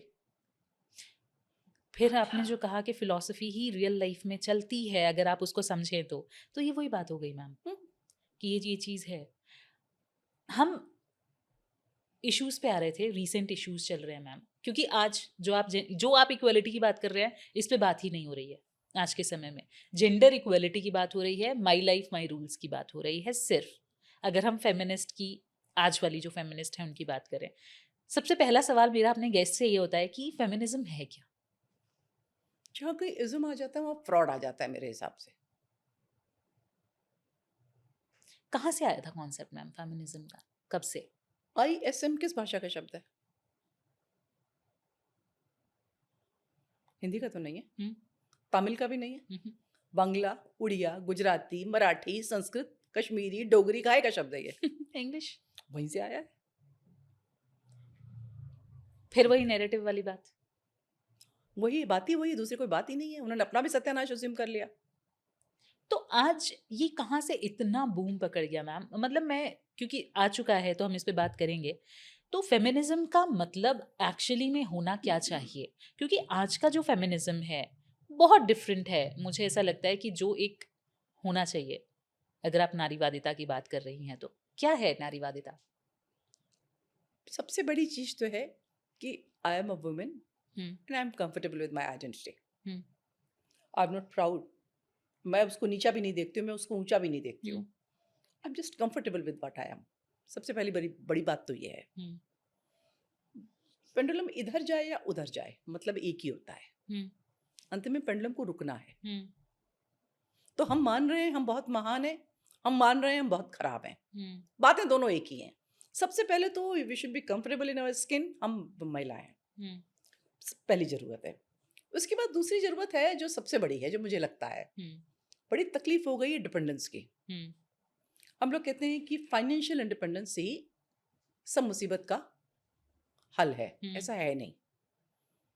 2012 में या कभी यूजीसी फंडेड एक सर्वे हुआ था, थोड़ा सा उसका हिस्सा मैं भी थी। हम्म, 2 शहरों में 25 से लेकर 40 तक की महिलाएं पढ़ी लिखी जो अपने हस्बैंड के बराबर या ज़्यादा कमा रही थी। हम्म, डोमेस्टिक वायलेंस पे सर्वे किया गया। हम्म, सब किसी न किसी लेवल पर डोमेस्टिक वायलेंस की शिकार थे। हम्म, बोलती नहीं है, जो जितनी पढ़ी लिखी होती हैं, जो हम्म, जितनी वेल प्लेस्ड होती हैं। हम्म, वायलेंस फाइनेंशियल, इमोशनल, फिजिकल, कुछ भी हो सकती है। हम्म, अंत में समझ में आने वाली बात जो थी, जो मैंने समझी, कि वायलेंस या आप कहें दुर्व्यवहार जो होता है, वायलेंस तो बहुत स्ट्रॉन्ग और बहुत नेगेटिव शब्द है। हम्म, जो दुर्व्यवहार होता है उसको बर्दाश्त करने की वजह एक होती है कि वो इमोशनली इंडिपेंडेंट नहीं है, हम्म, मेंटली इंडिपेंडेंट नहीं है। वो फिजिकल इंडिपेंडेंस, फाइनेंशियल इंडिपेंडेंस तो बहुत छोटी चीज़ है। कार में चाबी लगने लगी, मोबिलिटी में हम इंडिपेंडेंट हो गए। हम्म, कहते हैं कि मतलब औरतों की आज़ादी में ये सबसे बड़ा इन्वेंशन था। चाबी घुमा, पहले वो जनरेटर की तरह चलती थी गाड़ियाँ, हम्म, चाबी घुमा के चलने लगी, हम उसके लिए आज़ाद हो गए। पैसे आ गए, हमने अपनी कार खरीद भी ली। हम जा कब पाएंगे उस पे बैठ के, जब हम यहाँ से इंडिपेंडेंट होंगे। हम्म, इंडिपेंडेंट मतलब विशृंखल होना। इंडिपेंडेंट मतलब कोई कॉर्ड नहीं कहीं से जुड़ी होती, वो नहीं होता। हम सही समय पे सही डिसीजन कर पाएँ, सही गलत का खुद फैसला कर पाएँ, हम्म, उसको अप्लाई कर पाएँ। इंडिपेंडेंस ये है। अग्री। जैसे मैं कभी भी कहीं बोलती हूँ तो मैं लड़कियों से एक बात कहती हूँ, हम्म, बच्चे जो हैं, लाइफ तुम्हारा करियर है, बच्चा उसमें एक प्रोजेक्ट है। हम्म, प्रोजेक्ट पूरा हो गया, छोड़ दो उसको। आपस से चिपके नहीं रह सकते, हम्म, इंडिपेंडेंट हो जाओ उससे। तो कोई भी चीज़ हो, चाहे सोसाइटी क्या कहेगी, वो भी एक तरीके की डिपेंडेंस है। इन चीज़ों से इंडिपेंडेंट होने की ज़रूरत है। आप कितना पैसा कमा लो, आप इंडिपेंडेंट नहीं हो पाओगे अगर आप मेंटली इमोशनली इंडिपेंडेंट नहीं हो तो। पैसा उसकी पहली सीढ़ी है, पर आखिरी सीढ़ी नहीं है। हम्म, अग्री। और इंडिपेंडेंट का मतलब बिना किसी कॉर्ड के होना नहीं होता है। कॉर्ड्स तो जुड़ी रहेंगी फिर भी आपकी तरह तरह की। लेकिन आजकल तो जो चल रहा है ये इंडिपेंडेंसी वाली चीजें, कॉर्ड से इंसान हटना ही चाह रहा है, बोझ लगने लग गई हैं लोगों को ये चीजें। क्योंकि आप उसे बोझ मान रहे हो ना, आप उसे बोझ मान रहे हो। लेकिन एक आइडियोलॉजी भी तो बन रही है कि वो तुम्हारे लिए बोझ है। एक एक ही सेट हो रही है आज के समय में आइडियोलॉजी, हाँ, और लोग उससे इंस्पायर भी बहुत हो रहे हैं, क्योंकि वो फिर वही वाली बात आ जाती है, पितृसत्तात्मकता की हम बात करते हैं मैम, कि कहाँ से आ गया ये, बहुत पितृसत्तात्मकता है आज के डेट में। तो सेम चीज क्या वापस स्विच नहीं हो रही है इधर? फिर से एक बार, पितृसत्तात्मक। मतलब मैंने ये बात की कि लोग ये एक आइडियोलॉजी सेट कर रहे हैं। हुँ, पितृसत्तात्मकता भी एक आइडियोलॉजी सेट की गई थी, हाँ, मेरे हिसाब से। तो एक तरीके की ये भी सेम आइडियोलॉजी नहीं सेट की जा रही है क्या समाज में? हम लोग नैरेटिव में ही जीते हैं ना, हाँ। और भीड़ हमेशा नैरेटिव में जीती है। सोच आप अकेले सकते हैं, तो भीड़ एक नैरेटिव दूसरे नैरेटिव के पीछे जा रही है। क्योंकि हम जेंडर इक्वलिटी पे बात कर रहे हैं मैम, नारीवादिता पे बड़ी देर से बात कर रहे हैं, पितृसत्तात्मकता की बात आई है। कहाँ से पितृसत्तात्मकता आई यहाँ पे? क्योंकि अभी हमने बात की पीछे कि राजा-रानी साथ में सहभागिता लेते थे किसी भी कार्यक्रम में और रानियों का युद्ध पे जाना भी बहुत नॉर्मल था और ये सारी चीज़ें थी। तो ये पितृसत्तात्मकता कैसे आ गई? एक कंट्रोल, एक होल्ड कहाँ से कभी आ गया? पढ़ो रामायण महाभारत ओरिजिनल में, वाल्मीकि रामायण हो, सीता जी और द्रौपदी दोनों अपने-अपने पतियों को इतना डाँटती हैं, हुँ, इतना करेक्ट करती हैं, जिसकी कोई सीमा ही नहीं है। हुँ, मतलब सीता जी तो रामचंद्र जी को अच्छा भला डाँटती हैं। ऐसा कैसे सोचते हो तुम? ऐसा कैसे करते हो? तुमने ये क्यों सोच लिया? खूब डाँटती हैं। वैसे ही द्रौपदी भी डाँटती है। हुँ, तो कहीं न कहीं उनकी सेह थी।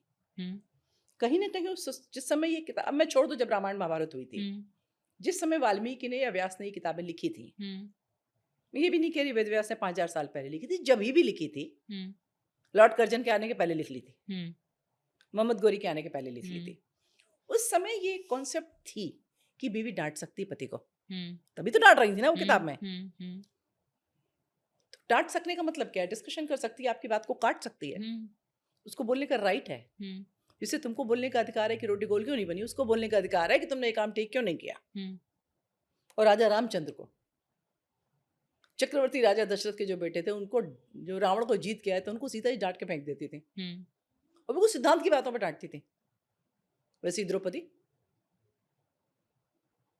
पांडवों की महारानी, और वो पांडवों को सीधा करके रखती थी। मतलब युधिष्ठिर तो कभी-कभी खाली रोते नहीं थे, बाकी सब हो जाते थे। तुम मुझे कितनी कड़वी बातें कहती हो। तो इक्वालिटी थी ये, सोच की। तो कहाँ से, कब से शुरू हुआ ये? इक्वालिटी खत्म होना, हुँ, जब से हम लोग ऐसी संस्कृति के सामने आके खड़े हुए, जहाँ ये माना जाता था, एक आदमी के बराबर 2 औरतों की गवाही होती है। हुँ, जहाँ ये माना जाता था कि पहला पाप एक स्त्री ने किया था। जहाँ ये माना जाता था कि एडम की पसली से ईव पैदा हुई। हुँ, जब हम लोग उन संस्कृतियों से दो चार हुए, तब हम लोग को ये समझ में आया कि ये तो ऊंचे नीचे हैं। तो आप कह रहे हो कि ये इधर से आया, लेकिन ये सारी चीज़ें थोप दी जाती हैं हिंदुओं पर ही, क्यों? बेवकूफ़ है, थुपवा लेते हैं इसलिए थोप दी जाती है। दहेज की बात होती हाँ, है ना? दहेज लोग कहते हैं हमारी संस्कृति का हिस्सा है। कुछ लोग कहते हैं धार्मिक परंपरा है। मनु ने कहीं दहेज की बात नहीं लिखी है। उल्टे मनु ने लिखा है कि लड़की के घर से जो कपड़े, लत्ते, रथ, बैलगाड़ी आती है, तब वॉशिंग मशीन नहीं आती थी, मोबाइल फ़ोन भी नहीं आता था, हुँ, यही चीज़ें आती थीं। और अगर लड़के के परिवार वाले उनका प्रयोग करते हैं, तो सीधा नरक में गिरते हैं। कहाँ से दहेज आएगा फिर? तो कहाँ से आया ये कॉन्सेप्ट ना? आप सोचो, मनु ने तो नहीं कहा है। ज़मीन लड़कियों को लड़कियाँ उठा के ले नहीं जाती थी। हुँ, जो सामान था वो घर वाले यूज़ नहीं कर सकते, हुँ, तो कहाँ दहेज था फिर? गिफ्ट दी जाती हूँ, उसको आप दहेज मान लो। मनु ने उसके बारे में भी नहीं लिखा है। तो ये कहाँ से आ गया आजकल रेट डिसाइड हो जाते हैं मैम दहेज पे? गिर रहा है इंसान। तो ये हम आप अभी जो हम बात कर रहे हैं कि जैसे ही वो राज चेंज हुआ, मोहम्मद गौरी और ये लोग आए और उसके बाद में ये चीज़ें बदलनी शुरू हो गई। तो जब वो लोग गए, जब हम अपनी सनातन की, हिंदुत्व की इतनी सारी चीज़ों पे बात कर रहे हैं कि इतना समृद्ध था, तो उन लोगों के जाने के बाद ये चीज़ें नॉर्मलाइज़ क्यों नहीं हुई फिर? और जब हम इतना मेरा एक क्वेश्चन ये रहता है, सॉरी, कि जब हम इतना समृद्ध थे तो उन लोगों ने हम पे राज कर कैसे लिया इतने 100 साल? जियोपॉलिटिकल चीज़ें अलग होती है। हुँ, आप ये सोचो कि रोमन थे जो, ग्रीक्स थे जो, उनके फिलोसोफर, उनके वैज्ञानिक सब कुछ टॉप पे थे। हुँ, जिस समय वहाँ पर क्रिश्चियंस आए, उनके सामने वो जाहिल थे। तो जब दिमाग की फैकल्टी बहुत बढ़ने लगती है ना, जैसे इंसान में होता है वैसे सोसाइटी में भी होता है। जब सोफिस्टिकेटेड आप होते चले जाते हैं तो आप मारना काटना भूल जाते हैं। वही ज्यूस के साथ हुआ, वही पारसियों के साथ हुआ। आज भी आप देखो कि वेस्ट एशियंस जो बातें अपनी कहते हैं कि हमने तो ये ढूंढा, ये आविष्कार, ये वो, कभी आप बात करो उनसे, वो ज़्यादातर उसमें पर्शियंस की होती हैं। पर्शियंस इतना सोफिस्टिकेटेड हो गए थे मेंटली, इंटेलेक्चुअली, कि वो ब्रूट फोर्स है ही नहीं पाए। ये सब चीज़ें जो बढ़ती हैं जब, चाहे वो आर्किटेक्चर हो, चाहे म्यूज़िक हो, आर्ट हो, कोई भी चीज़ हो, ये जब तब बढ़ती हैं जब सोसाइटी में शांति होती है। जब ज़्यादा शांति हो जाती है आप लड़ना भूल जाते हैं। जब आप लड़ना भूल जाते हैं तो आप पिट जाते हैं। ये साइकिल चलता है। सही। नेक्स्ट क्वेश्चन पे आते हैं कि वो लोग जब चले गए उसके बाद में भी ये चीज़ें वापस नॉर्मलाइज क्यों नहीं हुई? कैसे होंगी? उसमें मज़ा आने लग गया लोगों को? नहीं, बहुत दिनों तक तो समझ ही नहीं आया। फिर क्या होता है कि ये कोई भी चीज़ होती है आपकी संस्कृति का हिस्सा बन जाती है, आपकी आत्मा का हिस्सा बन जाती है। उसका निकलने में बहुत टाइम लगेगा। इतनी बड़ी जनसंख्या है। सबको आप एकदम से सिखा पढ़ा नहीं सकते। बहुत टाइम लगेगा। अभी तो प्रोसेस शुरू ही नहीं हुआ है। अभी तो प्रोसेस ही नहीं शुरू हुआ है। शायद अगली जनरेशन इस प्रोसेस को शुरू करे। आज के वक्त में आते हैं मैम, दुनिया भर के केसेस हो रहे हैं क्योंकि हम जेंडर इक्वालिटी पे बात कर रहे हैं और जेंडर इश्यूज पे बात कर रहे हैं। आज समाज में कुछ नया आ गया है, महिलाएं आदमियों को निपटाने लगी हैं धीरे धीरे करके। बहुत सारे केसेस आए, आप उधर इंदौर वाला केस ले लीजिए, अभी हाल ही में एक केस आया इधर ग्रेटर नोएडा का ही, जिसमें वो लड़की जल के मर गई और ये सारी चीज़ें। ड्रम वाला केस आया। ये कैसे चीज़ें इक्वलिटी के नाम पे चेंज हो रही हैं? क्या हो रहा है? सबसे पहले तो इसको आप लॉ एंड ऑर्डर के इशू की तरह देखिए। हर कोई जो ये करता है उसको कहीं ना कहीं एहसास होता है हम बच के निकल जाएंगे, होशियार हैं हम। तो उसको लॉ का डर ही नहीं है। उसको इस बात का डर ही नहीं है कि हम पकड़ जाएंगे। बाय डिफॉल्ट तो हम बच जाएंगे। वो गलती से पकड़ गए थे। इसको सबसे पहले तो बिल्कुल सिंपल है, लॉ एंड ऑर्डर का इशू है। करप्शन खत्म हो, सिस्टम से करप्शन खत्म हो। जो गलती कर रहा है उसको मालूम है हम फंस गए तो छूट नहीं पाएंगे। वो डर है क्या? नहीं, मुझे नहीं लगता। तो फिर जब वो डर ही नहीं है तो फिर कैसे काम चलेगा? मैम इससे बहुत सारी चीज़ें, क्योंकि देखिए अब अगर हम लॉ एंड ऑर्डर की बात कर रहे हैं, महिलाओं के लिए बहुत कानून बन गए। इक्वालिटी और नारीवादिता की जब हम बात करते हैं, बहुत सारे कानून हैं जो उनको प्रोटेक्ट करने के लिए बने हैं। लेकिन कई केसेस ऐसे देखने को मिल जाते हैं जहाँ पे उन चीज़ों का, उन कानूनों का मिसयूज़ बहुत ज़्यादा हो रहा है। जिसने कानून बनाया हुँ, उसने सोच समझ के कानून नहीं बनाया। जिसने उस कानून को पालन करने की जिम्मेदारी ली उसने सोच समझ के उसको पालन नहीं कराया। जो न्याय करने बैठा उसने सोच समझ के न्याय नहीं किया। जैसे जब मैरिटल रेप वाला मैंने किया था, हुँ, दुनिया भर का मीडिया मेरे पास, लिटरली दुनिया भर का मीडिया मेरे पास इंटरव्यू के लिए आए। हुँ, उसमें एक प्रॉब्लम ये भी थी लोगों को कि इस तरीके से तो आप घर खत्म करा देंगी। हुँ, हमने कहा नहीं, मैंने ग्राउंड पे जो मेरा जो कम्युनिटी वर्क था, मैंने वहां पर ये प्रॉब्लम देखी। हुँ, मैंने कहा इस प्रॉब्लम को एड्रेस करो। हुँ, आपको कैसे करना है? आपको 498A में अगर उसको इंक्लूड कर लेना आप उसमें कर लीजिए। हुँ, आप अलग से कर लीजिए। आप कैसे उसको एड्रेस करेंगे मैं ये नहीं बता रही हूँ। हुँ। मैं तो शिकायत लेके आई हूँ कि योर ऑनर ये प्रॉब्लम है, इसको एड्रेस करो। कैसे एड्रेस करेंगे उनसे पूछो जाके। तो आपको ये कहाँ से आइडिया आया कि आपको इसके लिए आवाज़ उठानी है? ऐसा कोई केस आप मेरे को हाँ, बताना कुछ केस चाहें? देखे मैंने ऐसे। जैसे कोई, अगर कोई भी एक आप शेयर करना चाहें अगर?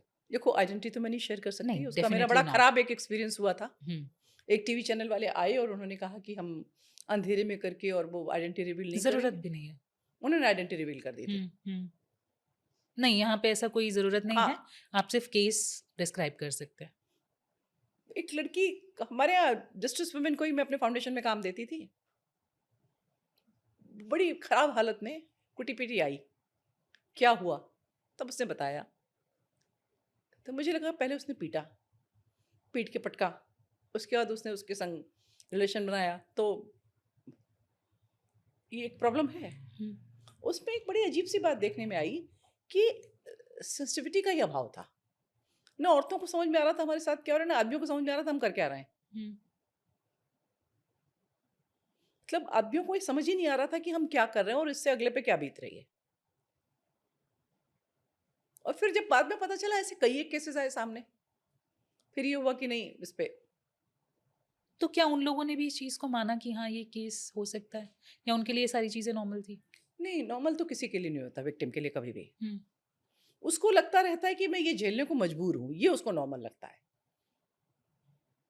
पर आपको रोज़ थप्पड़ पड़े, तो थोड़े दिन में आपको लगेगा यहाँ घुसते ही एक थप्पड़ पड़ता है। ये नॉर्मल हो जाएगा, लेकिन थप्पड़ का दर्द तो नॉर्मल नहीं होगा ना। हुँ। ये चौखट नीचे ये रोज़ घुसते हैं, रोज़ इनका सर फूटेगा। तो इनको पता चल जाएगा चौखट सर पे लगेगी। लेकिन जिस दिन लग जाएगी दर्द नहीं होगा क्या? हुँ। दर्द तो होगा। ये टर्म उन लोगों को नहीं मालूम था, इंटरनेशनल टर्म है ये।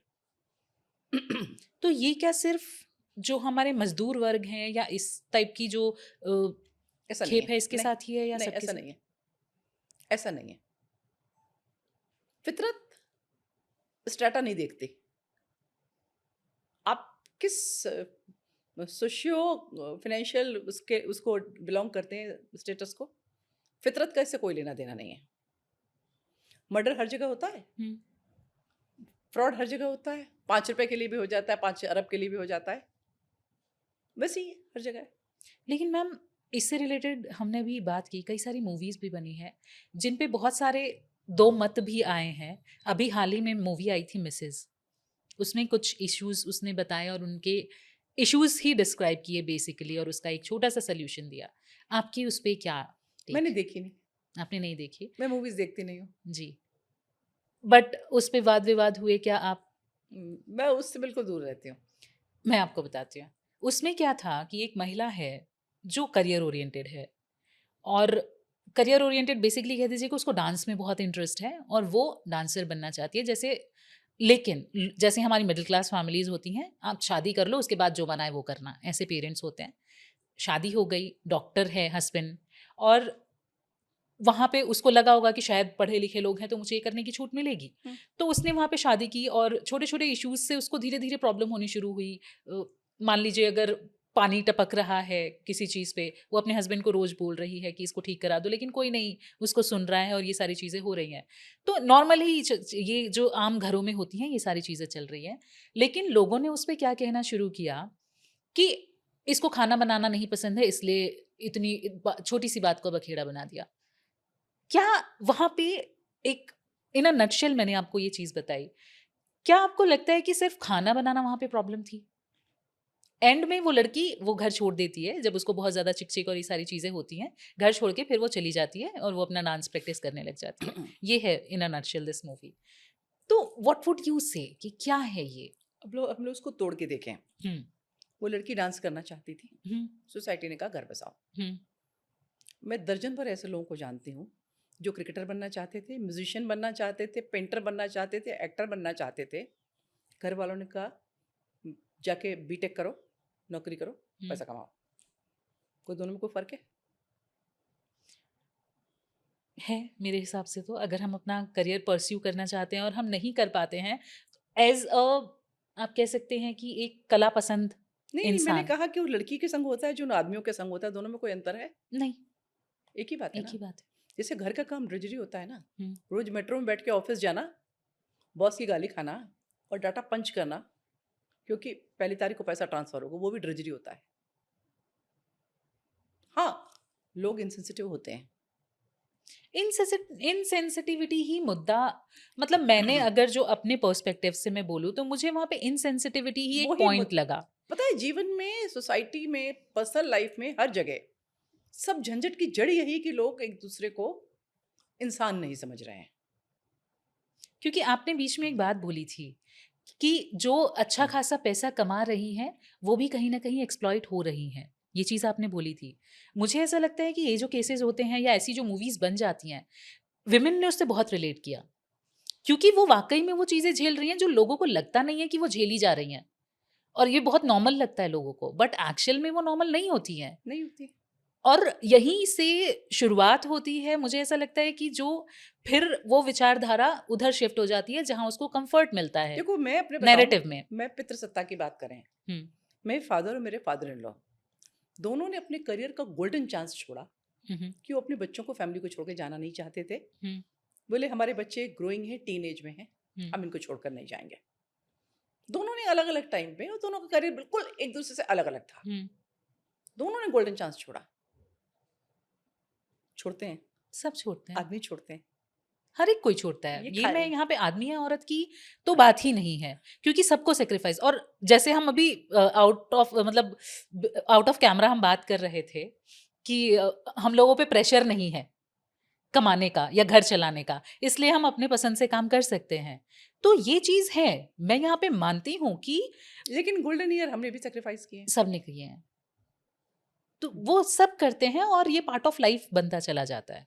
लेकिन फिर वही बात आ जाती है मैम इनसेंसिटिविटी की। हमें क्योंकि साथ मिला, हमें एक कंधा हमेशा हमारे साथ रहा कि नहीं नहीं, बैक सपोर्ट है, मैं हूं ना, तुम करो जो तुम करना चाहती हो। इसलिए शायद हम, जो आपने बोला कि गोल्डन पीरियड के बाद में वापस स्विच हो जाओ। नहीं, नहीं भी मिला तो भी स्विच तो अपनी जिजीविषा हम्म, होती है, जिसको नहीं भी मिला वो भी स्विच होता है। हम्म, जिजीविषा होती है। जी, मतलब मुझे ऐसा लगता है कि हर केस में एक अलग कहानी होती है।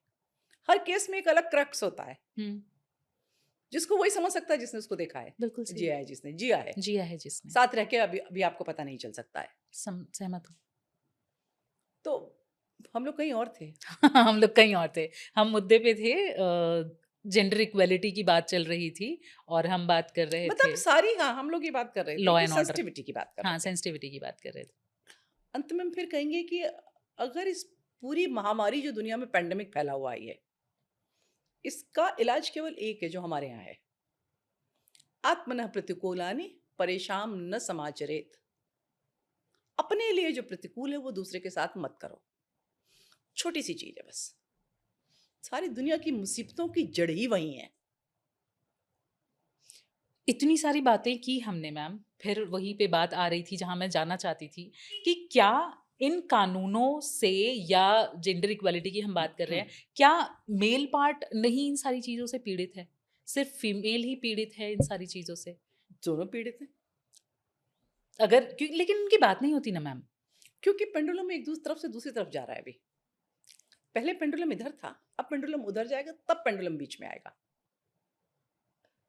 मैंने बहुत से केसेस देखे, क्योंकि हम केसेस पे बात कर रहे थे, लॉ एंड ऑर्डर और ये सारी चीज़ों पे, डाउरी केसेस और ये सारी चीज़ें, बहुत गलत एलिगेशन लगा के, और क्योंकि ये इतने स्ट्रिक्ट रूल हैं कि कोई पूछता भी नहीं है आपसे, सीधे आप जेल में होते हैं। और सिर्फ एक इंसान नहीं, पूरा पूरा परिवार चला जाता है। और बहुत ड्रॉबैक झेलते हैं। मैंने एक आध रियल लाइफ एग्जाम्पल देखे हैं इस चीज़ के।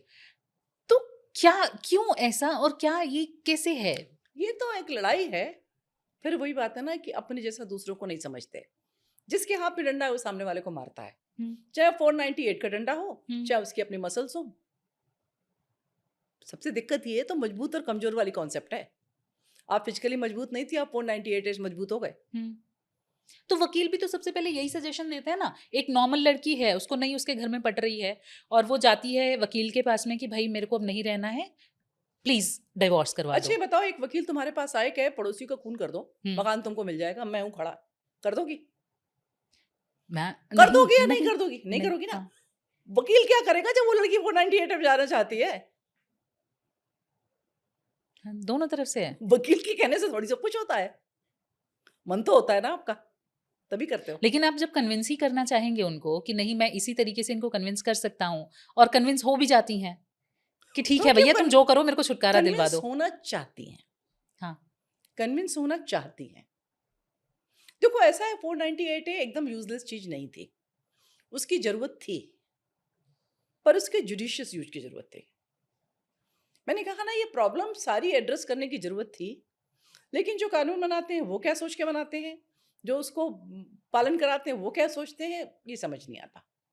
तो क्या, फिर वही वाली बात, हमने मैरिटल रेप पे भी बात देखो की और ये एक सारी प्रॉब्लम चीजों होती पे है, बात एक की। कानून बनता है, एक कानून की व्याख्या होती है जो जुडिशरी करती है, एक उसका पालन होता है पुलिस और अथॉरिटीज जो करती हैं। तो क्या मतलब, वही वाला मेरा यहाँ पे क्वेश्चन था मैम, कि क्योंकि आप अपने फाउंडेशन के थ्रू भी इन सारी चीज़ों से जुड़े हुए हैं और काम कर रहे हो, तो क्या आप इन चीज़ों के लिए ये भी कर रहे हो कि मेल के फेवर में भी आए, एक न्यूट्रल भी कानून जेंडर बनना न्यूट्रल चाहिए? होना चाहिए, जेंडर न्यूट्रल होना चाहिए।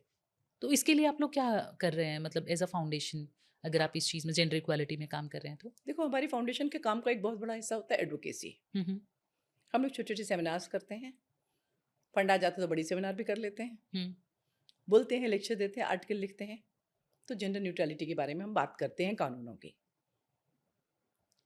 अब इसमें क्या होगा, कब होगा, और ये बड़ी अनपॉपुलर ओपिनियन है, हुँ। कोई सुनना नहीं चाहता। लेकिन क्योंकि आज बहुत ज़्यादा मिसयूज़ हो गया है इस चीज़ का, तो एक मुहिम इस चीज़ के नहीं, लिए नहीं, भी थोड़ा-थोड़ा मैं फिर कह रही हूँ पेंडुलम थोड़ा-थोड़ा बराबर आ रहा है। हुँ, कुछ कोर्ट्स ने ऐसे फैसले दिए हैं जहाँ पे आपने ऐसा काम किया कि झूठा एलिगेशन लगाया तो उसको कुछ न कुछ रिप्रिमेंड की कुछ कोशिशें हो रही हैं। हुँ, हुँ। मतलब अब इस चीज़ के लिए भी आ रही हैं। फिर हम मैरिटल क्योंकि मैरिटल रेप की भी हमने बात की, इसमें भी हम महिलाओं की ही बात करते हैं। कभी भी हमने मेल पार्ट की बात नहीं की। क्या ऐसा होगा कि वो ना पीड़ित हों इन सारी चीज़ों से? चाहे वो आप डाउरी की बात कर लें, चाहे वो आप क्योंकि देखो महिला बहुत सशक्त हो रही है। एक चीज़ तो निश्चित है हुँ, कि पेंडुलम बहुत दिनों तक पुरुषों की ओर रहा, हाँ, है ना? तो अब वो बीच में सीधा खड़ा होगा, उसके पहले उसी फ़ोर्स से वो दूसरी ओर तो जाएगा ना, हुँ, फिर बीच में आएगा। तो मैं तो कहती हूँ इसको ये एक संक्रांति का समय है। हुँ, संक्रांति मतलब क्रांति नहीं, हुँ, मतलब बदलाव का टाइम है, हुँ। तो उसको एडजस्ट होने में टाइम लगेगा। फिर वही वाली बात यहाँ पे आ गई मैम। हम लोग सारी सोसाइटी बात करती है महिलाओं की सुरक्षा की और इन सारी चीज़ों की क्योंकि हमने ये सारी बातें की। पुरुषों की सुरक्षा क्या उसके लिए ज़रूरी नहीं है? सेम जब वो इंसान की उसमें। सुरक्षा की बात होती है, पुरुषों की सुरक्षा की बात हो जाती है। नहीं ऐसा नहीं है क्योंकि हम आज भी जो हमारा समाज नहीं, है देखो जो जेंडर न्यूट्रल जगहें हैं, हुँ, साइबर फ्रॉड में औरतों और आदमियों की बात अलग-अलग कभी नहीं होती नहीं होती है। है ना? और भी ठगी में नहीं होती कि औरतें ठग ली गई आदमी। लेकिन जहाँ ब्रूट फ़ोर्स का इस्तेमाल होता है, वहाँ इस बात को करना एक हद तक ज़रूरी भी है, जहाँ ब्रूट फ़ोर्स का इस्तेमाल हो रहा है। बहुत कम केस मैंने ऐसे देखे हैं, जहाँ पत्नियाँ पतियों को पीटती हैं, बहुत कम केस देखे हैं मैंने। रेशियो देखो तो 2:100 का होगा, हुँ, पीटती हैं। तो अभी 98 को एड्रेस किया जाए, पहले 2 को ले लिया जाए। नहीं अब तो बड़े क्या बोलते हैं उसको थोक के भाव में मामले आ रहे हैं मैम, पिछले हर 1 साल रोज़। पिछले 1 साल में कितने मामले आए हैं? आप रोज़ न्यूज़ उठा के देखें हाँ, तो हाँ, 10 कितने न्यूज़ आए? तो मिल जाएगी, डेली के 10 ऑलमोस्ट। डेली के 10 मतलब मार दिया आदमियों को। हाँ, मतलब किसी न किसी तरीके से पीड़ित हैं। अब 498 ए है, लेकिन वही चीज़ है कि हमारा जो मीडिया है, बेसिकली ऐसा मैं नहीं बोल रही हूँ कि महिलाएँ पीड़ित नहीं हैं या महिलाएँ जलाई नहीं जाती हैं, जलाई जाती हैं। लेकिन अब आज भी वो गिनती ज़्यादा है। ज़्यादा है, मैं बिल्कुल मान रही हूँ। आज भी वो ज़्यादा आज है। भी रेप की गिनती ज़्यादा है, हुँ, आज भी दहेज के लिए लड़कियाँ जलाई जा रही जलाई हैं, जा रही हैं। दहेज की लड़कियाँ ह्यूमिलिएट की जा रही हुँ, हैं। अपनी इच्छाओं के लिए, अपने करियर चॉइस के लिए उनको ह्यूमिलिएट किया जा रहा है। आज भी वो नंबर ज़्यादा है। अभी इक्वालिटी नहीं आई है। नहीं और इक्वालिटी तो भगवान ना नहीं है। करे इक्वालिटी इस तरीके से आए कि तुम 1 मारोगे तो हम 4 मारेंगे। यही, इक्वालिटी ऐसा नहीं चाहिए कि तुमने 1 मारा है तो हम 1 भी नहीं मारेंगे। यही चीज़ मेन मुद्दा मतलब मैं यही पूछना चाह कॉम्पिटिशन रही में थी। जो एंड पॉइंट है वो गलत हो गया है। और मुझे ऐसा लगता है कि हमारा जो मीडिया है, वो टीआरपी की दौड़ में जाता है। अब उसको एक नया मुद्दा मिल गया कि अगर हम ये हाइलाइट करने लायक मुद्दा है, तो शायद अब वो हाइलाइट हो रहा है और वो जो 500 लड़कियाँ रोज़ जलाई जा रही हैं, वो मुद्दा कहीं पीछे हट गया है, छिप गया है। वो कहीं नहीं आ रहा है क्योंकि वो नॉर्मल हो चुका है। भाई ईव टीजिंग अरे हुँ, gang rapes eve teasing very is normal, बहुत ही ज़्यादा नॉर्मल है उसको ईव टीज़िंग तो नॉर्मलाइज कर आजकल। दिया गया है। वो नॉर्मलाइज हो गया है। हुँ, ये पूरा अपराध है। वैसे ही जैसे 498 में हमने ले जाके कोर्ट में खड़ा कर दिया। हुँ। वो ह्यूमिलिएशन उससे कम नहीं है। मैम ऑफ़िसेज़ में भी ऐसी चीज़ें देखने मिलती हैं, टीज़िंग और बिल्कुल ये है। सारी चीज़ें। भाई उससे वो कैसे गेम पा देखो मुझे लगता है कि सारा गेम पावर का है। हुँ। आपके पास फिजिकल पावर है, आपके पास कुर्सी की पावर है, आपके पास पैसे की पावर है, जो भी पावर आपके पास आप उसको मिसयूज़ करोगे।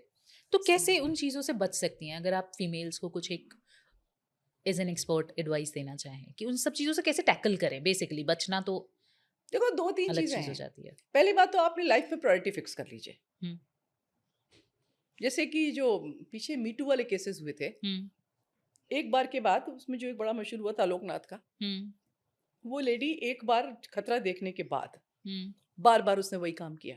हुँ, आप अपनी प्रायोरिटी फिक्स कर लो। अगर जो आलोकनाथ कर रहा है वो आपके लिए मैटर नहीं करता, तो आप बाद में रो मत। मैटर करता है दूसरी बार जाओ मत। प्रायोरिटी फिक्स करनी पड़ेगी। दूसरी बात ये है कि आपको डेंजर को समझने की होनी चाहिए। और बिल्कुल अगर एकदम सतही लेवल पे आकर बात करें, ग्रुप के साथ रहो। जो एक के साथ हो चुका है वो किसी के साथ भी हो सकता है। हुँ, सब पे अविश्वास नहीं करना है, लेकिन अपनी बैक को हमेशा सेफ रखना है। पॉइंट। अगर वो आपके लिए मैटर करता है, आपके संग जो अगर मिसबिहेव हो रहा है, तो फिर उसकी कोई भी कीमत देने को आप तैयार रहिए।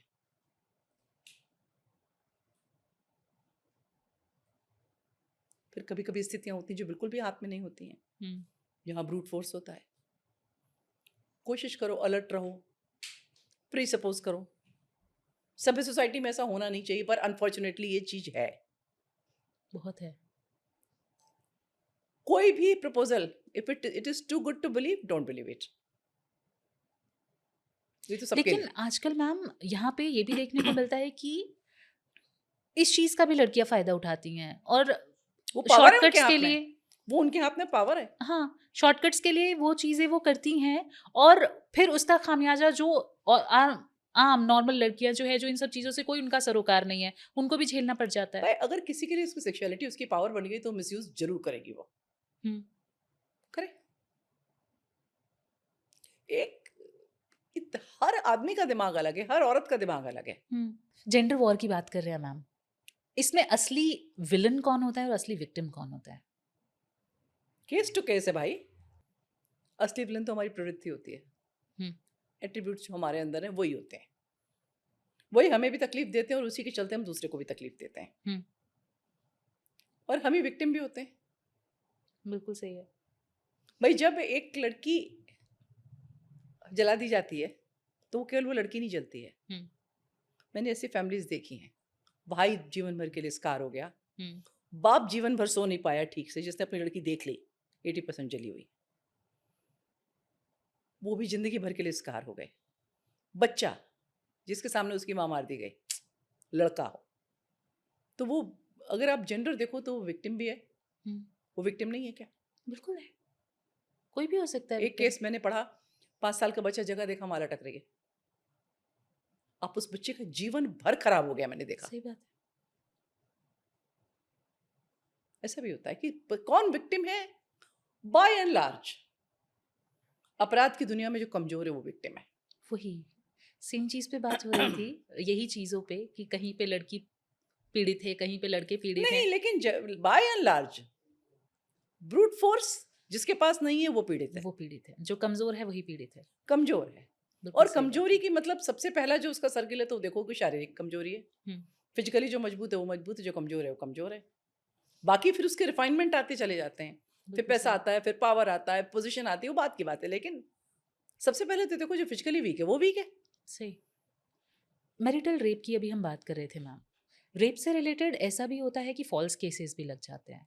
उस पर आपका क्या टेक है? भाई उसपे मेरा एक ही टेक है कि अगर आप ये सोच रहे हो कि हम ये केस क्यों कर रहे हैं, फॉल्स केसेस भी लग जाएँगे। हुँ, 302 जितने फॉल्स लगते हैं उससे ज़्यादा कुछ नहीं लगता। 302 हटा दीजिए। नहीं, नहीं ना?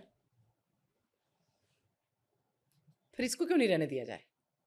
भई ऐसा बनाओ उसमें लूप होल कम से कम छोड़ो। तो कानून बनता लूप होल के लिए ही है, मुझे हुँ, तो ऐसा लगता है। हाँ, बनाते समय सोच लिया जाता लूप होल्स क्या होंगे, लूपहोल्स क्या होंगे? तभी तो केस लंबा चलेगा। केस लंबा चलेगा। हुँ, ऐसा कौन-सा लॉ है जो मिसयूज़ नहीं होता है? करप्शन के केसेस मिसयूज़ नहीं होते हैं? अरे! हटा दो। हटा दो, उसमें कोई सज़ा नहीं रखो उसको, मतलब हटा दो बिल्कुल ज्यूरिस्प्रूडेंस से, कोई सज़ा ही नहीं होगी, कोई अपराध ही नहीं होगा क्योंकि झूठ भी होता है। ऐसा है क्या? तो फिर मैरिटल रेप क्यों ना रहे?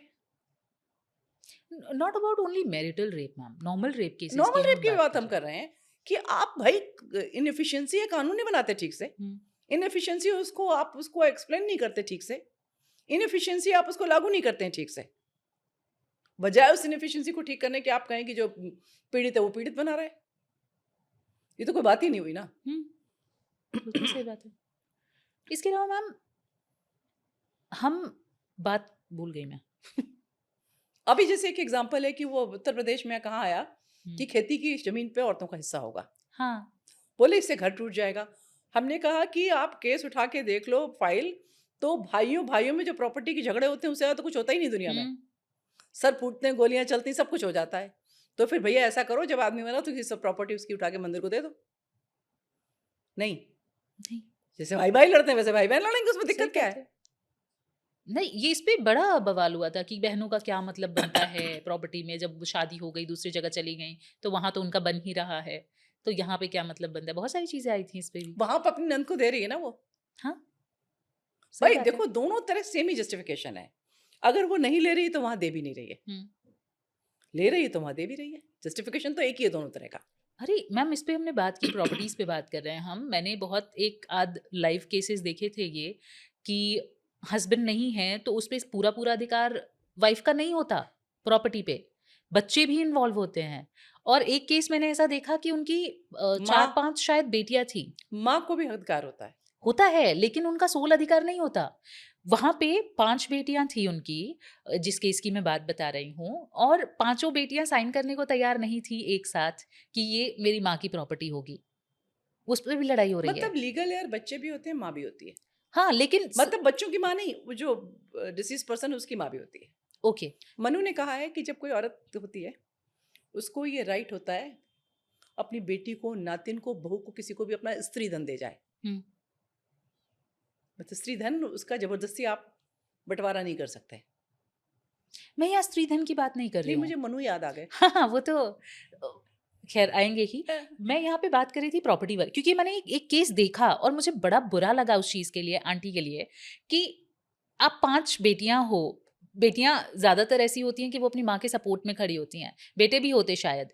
उनका अपनी ही पति की प्रॉपर्टी पे हक नहीं था, जब तक वो बच्चे साइन नहीं कर देते हैं। उससे बड़ा धोखा होता है, लोग नॉमिनी वगैरह बना जाते हैं ना। हुँ, नॉमिनी से कुछ भी नहीं होता फायदा। नहीं होता। नॉमिनी तो केवल कस्टोडियन होता है। हुँ, अगर किसी को अपनी पत्नी को देना है तो आइदर सर्वाइवर बैंक में रखे, हुँ।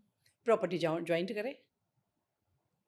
नहीं, नॉमिनी से कुछ होता है, विल भी बहुत तरह से चैलेंज हो जाती है। आम इंसान इन सब चीज़ों को जानता नहीं मैम, इतने कानूनों को, जब तक वो इन चीज़ों में पढ़ता नहीं, बच्चे जान जाते हैं। बच्चे जान जाते हैं। और उस चीज़ का गलत फ़ायदा, मुझे बहुत बुरा लगा था ये केस देख के, कि मतलब अपनी ही प्रॉपर्टी के लिए उन्हें अपनी ही बच्चियों से रिक्वेस्ट करनी पड़ रही है कि प्लीज़ कर दो, क्योंकि शायद उनके ऊपर नॉर्मल मिडिल क्लास फैमिली थी, तो कर्जा बहुत था अंकल का। वो कर्जे निपटाने के लिए शायद उनको वो प्रॉपर्टी बेचनी थी, और इस वज़ह से ये सारे प्रोसीजर्स हुए थे। लेकिन इतनी बड़ी उस चीज़ के लिए जद्दोजहद करनी पड़ी। अंत में हो गया। हाँ, ट्रिक्स से हमने कुछ ट्रिक्स की और वो हुआ। मीडिएटर्स लोग आए, क्योंकि मिडिल क्लास फैमिलीज़ में आ जाते हैं, लोगों ने समझाया बुझाया, उसके बाद में हो गया। लेकिन फिर वही बात आती है कि अपनी ही चीज़ के लिए लड़ना, और वो भी ऐसे टाइम पे जब आप ऑलरेडी बहुत ज़्यादा दुखी होगे किसी को नहीं, जाने से। उसमें कभी-कभी ऐसा हो जाता है कि लोग लड़कियों को बिल्कुल छोड़ देते हैं। हुँ। तो ये राइट देना ज़रूरी था। नहीं, वो सही है, लेकिन फिर वही लूप होल्स की बात है। फिर वही है, इंसानी फितरत की बात है। हुँ। फितरत की बात है। मतलब मेरा ऐसा मानना है कि हाँ, फिर फितरत की बात है। हो सकता है कि माँ भी अपने बच्चों को ना देना चाहे। करती है, कुछ भी पॉसिबल हो ऐसा सकता है। करती हैं।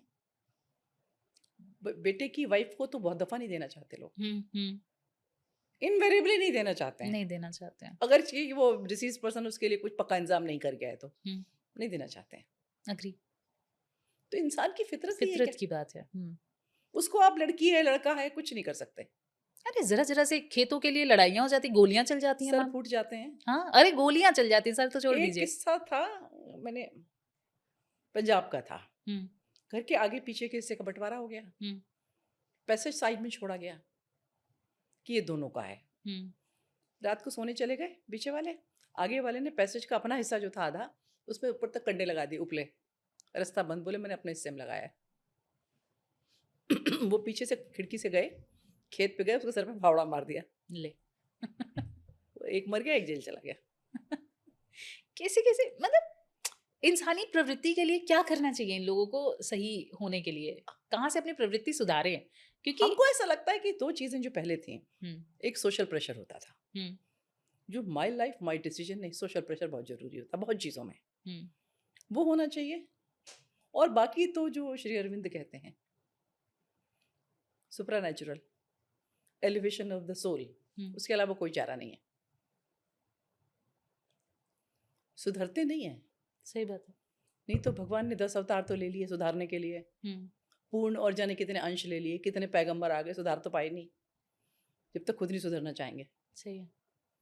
मैम केसेस के मिसयूज की बात कर रहे हैं हम, आपके फाउंडेशन के पास ऐसे कितने केसेस आए होंगे जिनका, जहाँ पे आपको ऐसा लगा कि मिसयूज हो रहा है? एक टाइम पे हम लोग ने 2 काम करते थे। एक तो एक ऑर्गेनाइज़ेशन के संग हम थे अटैच, हम्म जो रेस्क्यू का काम करते थे लड़कियों की। हम्म मतलब शादी करके बेहस पे ले आई जाती थी लड़कियाँ, हम्म और उसके बाद फिर वो कहते थे हम इतने पैसे दे के लाए, अब हम पैसे वसूलेंगे। ओह तो वो लड़कियाँ रेस्क्यू कराई जाती थी। इतने पावरफुल लोग उसमें इन्वॉल्व थे। मतलब डिस्ट्रिक्ट का पूरा अमला, hmm local MLA, local MP, local गुंडे, सबको पता था। एकदम जान जोखिम का काम था। तो जी वो ऑर्गेनाइजेशन थी, वो रेस्क्यू करती थी, हम रिहेबिलिटेशन करते थे। थोड़े टाइम किया, फिर वो बंद हो गया काम। दूसरी चीज़, जब हम लोग लीगल एड देने का काम करते थे, तब देते थे, देखते थे। ज़्यादातर लोगों को तो यूज़ मिसयूज़ दोनों में से कुछ भी नहीं पता है। उनको पुलिस वाला सिखाता है, उनको वकील सिखाता है। ज़्यादातर लोगों को कुछ सच में कुछ नहीं पता है। सही है।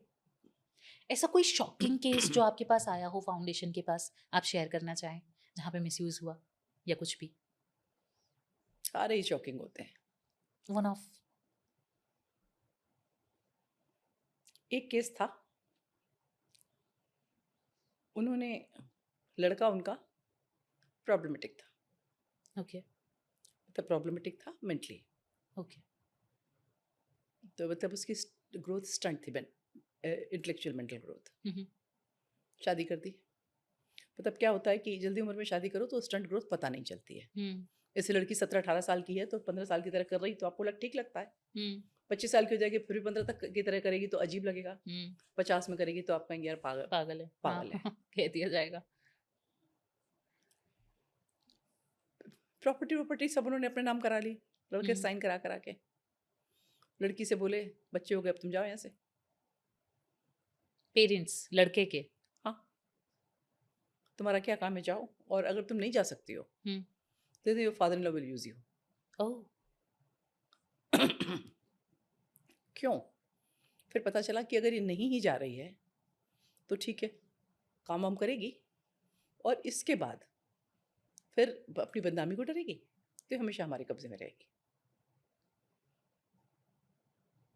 ऐसा भी केस था। अगेन फिर ऐसे केसेस आते हैं तो लगता है कि कितना ज्यादा प्रताड़ना है हमारे समाज में आज भी, जबकि हम बहुत वोक हमारे हो गए हैं। समाज में आज भी नहीं। मतलब समाज is not only about Hindus ma'am. हाँ ना, हिंदुस्तान की बात भी नहीं है। मैंने कहा ना कि लड़ाई हमेशा ताकतवर और कमजोर की है। हम्म अनफॉर्चुनेटली जिसके पास ताकत है हम्म वो उसको मिसयूज करना चाहता है। सही है। बहुत कम ऐसा होता है ताकत हो और उसको मिसयूज ना करे। ताकत मतलब जहाँ पे लेवरेज है आपके पास, बात सही है। चाहे वो तरुण तेजपाल के पास हो चाहे किसी के पास भी हो, जिसके हाथ में है लेवरेज, सही है। उसी में एक आध बार होता है फंस जाते हैं। अगर आपको क्लोजिंग की तरफ आते हैं मैम, बहुत अच्छी अच्छी बातें हमने की, एक कोई कानून या सामाजिक सोच आपको बदलने का मौका मिले तो आप क्या बदलना चाहेंगी? सामाजिक सोच बदलने की बात कर रहे हो? हाँ, एक एक करके चलते हैं, कानून, सामाजिक सोच और फिर आगे चलेंगे। सामाजिक सोच में तो मैं एक ही बात कहूंगी सबसे, थोड़ी देर इंट्रोस्पेक्ट करो। थोड़ी देर देखो हमको क्या क्या बुरा लगा आज तक, फिर इसके बाद सोच लो ये हमको नहीं करना है। बहुत ही बेसिक, बहुत ही यूटोपियन चीज़ है। मतलब इसमें कोई बड़ा फैंसी शब्द नहीं है, कोई बड़ी फैंसी कॉन्सेप्ट नहीं है, लेकिन सिवाय इसके कोई रास्ता नहीं है। हम्म हमें जो अच्छा नहीं लगा वो हम नहीं करेंगे। बहुत सिंपल चीज़ है। और अगर कोई कानून आपको बदलने का मौका मिले? अगर कोई कानून बदलने का एक मौका मिले, एंटी करप्शन वाले कानून ठीक करे जाएं, जी। जहां सरकार की जिम्मेदारी फिक्स हो। हम्म अगर सरकार जवाबदेह हो जाए, सरकारी जो कर्मचारी हैं वो जवाबदेह हो जाएं, तो बहुत स्थिति बदल सकती है, जी, बहुत चीज़ें बदल सकती हैं। बात सही है। करप्शन बहुत सारी चीज़ों की जड़ होती है। अगर कोई रिचुअल बदलना हो मैम आपको, क्या होगा? मतलब रिचुअल से मतलब क्या है?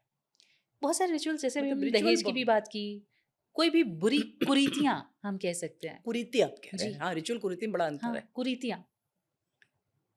सबसे बड़ी तो मैं कुरीति बदलने की बात करूंगी, लड़कियों की एजुकेशन, हम्म करियर मस्ट हो। कि तो बस ऐसे पढ़ लेंगी, ये तो बीए कर लेंगी, शादी करनी नहीं। जैसे हर लड़के का हम सोचते हैं क्या करेगा, वैसे हर लड़की का सोचें ये क्या करेगी। हम्म, क्षमता हो, करेगी नहीं करेगी वो अलग बात है, पर क्षमता होनी चाहिए उसमें। एक ये ज़रूर चेंज होना चाहिए। ये चीजें चेंज हो रही हैं मैम, लेकिन इसके साथ में वो चीजें नहीं चेंज हो रही हैं जो होनी चाहिए। आप करियर के हिसाब से पढ़ाई करवा देते हैं लड़कियों की, लेकिन फिर शादी आप अपने हिसाब से ही करवाते हैं, और उसके बाद जो मैंने मूवी का एग्जाम्पल दिया कि उसको अपनी चॉइस का करियर परस्यू नहीं करने दिया जाता है। देखो, फिर मैंने कहा ये जेंडर न्यूट्रल चीज़ है। ये दोनों के साथ हो रहा है। अग्री, हाँ, दोनों के साथ हो रहा है। तो हम लड़की स्पेसिफिक की बात कर रहे हैं, और अभी भी करोड़ों हैं, बहुत बड़ा लाइफ का दुनिया का ऐसा हिस्सा है हिंदुस्तान का हम्म, जहाँ लड़कियां करियर ओरिएंटेड नहीं बनाई जा रही हैं। हाँ। करियर ओरिएंटेड होने का मतलब ये नहीं था हम करियर के लिए बाकी सब चीज़ धक्का मार देंगे। हम्म, करियर के लिए फोकस हैं, हम उसके लिए वेल इक्विप्ड हैं, हम्म, ये करियर ओरिएंटेड होना है। हमारे पास एक पैशनेट कैरियर है।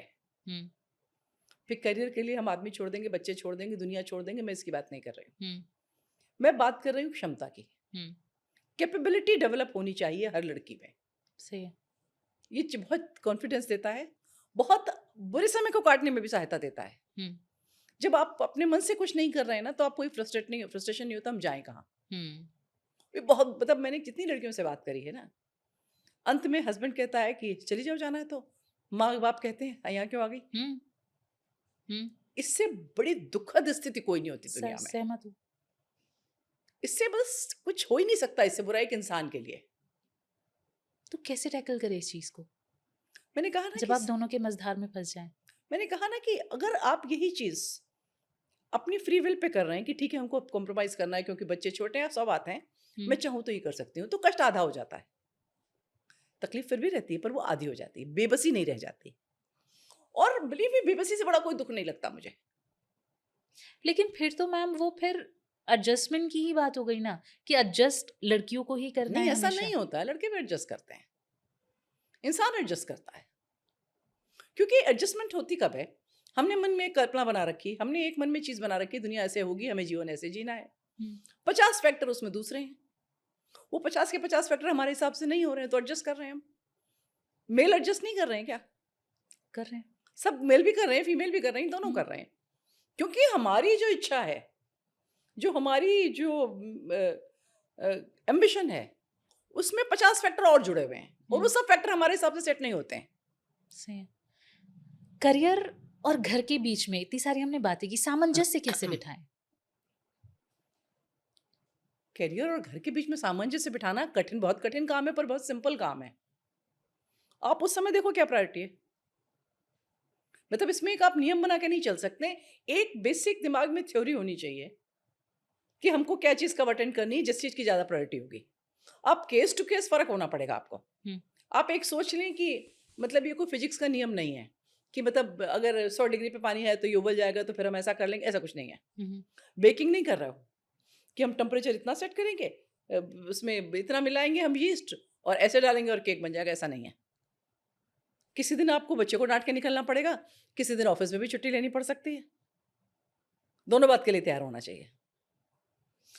हाउस कोर्स होते हैं, घर के काम भी हैं, तो लोगों, महिलाएं जो करियर ओरिएंटेड हैं, उनको क्योंकि अपना करियर भी परस्यू करना है, लेकिन कहीं ना कहीं एक तबका है जो फोर्स करता है कि घर के काम तो तुम्हें ही देखने हैं, उसमें कोई हेल्प नहीं होती है, बाहर के काम तुम अपनी मर्जी से कर रही हो, करो। तो इस चीज का एक सोल्यूशन कहाँ से निकले? यू पुट योर वो फुट दोनों डाउन। चीज कैसे नहीं आप अपनी एक बाउंड्री फिक्स इंसान कर करिए, सकता? बाउंड्री अपनी फिक्स आप करिए। फिर वो घर टूटने वाली बात आ जाती है। घर इतनी जल्दी टूटते नहीं जितना लोगों को लगता है। घर इतनी जल्दी नहीं टूटते हैं। लेकिन डेली कॉन्फ्लिक्ट्स हो घर में, ये भी तो सही नहीं है कॉन्फ्लिक्ट भी ना। नहीं होते हैं। थोड़े दिन में क्या होता है ना कि आप बेसिक डिसरप्शन नहीं करें, बहुत चीज़ होती है। आप ऑटोमेटाइजेशन कर सकते हो, आप मशीनें ला सकते हो, आप हम्म, हाउस हेल्प हायर कर सकते हो।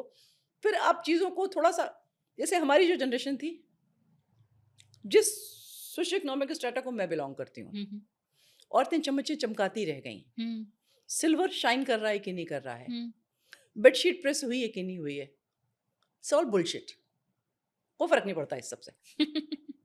लेकिन वही चीजें आज तक भी चलती आ रही है ना मैम।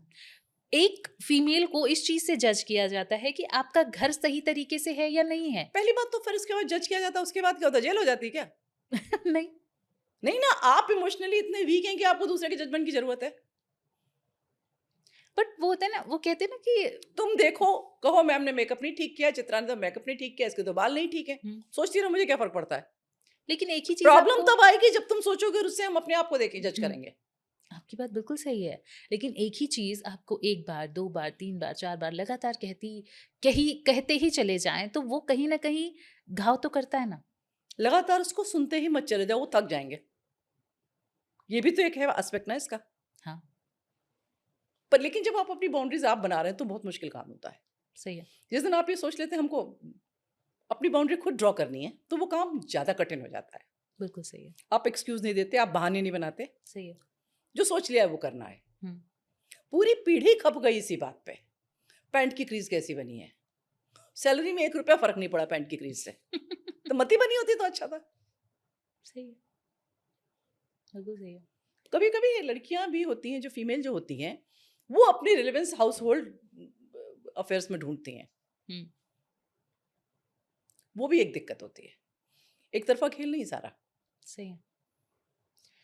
रैप अप करते हैं मैम, बहुत सारी बातें की हमने, बहुत सारी बातें की हमने।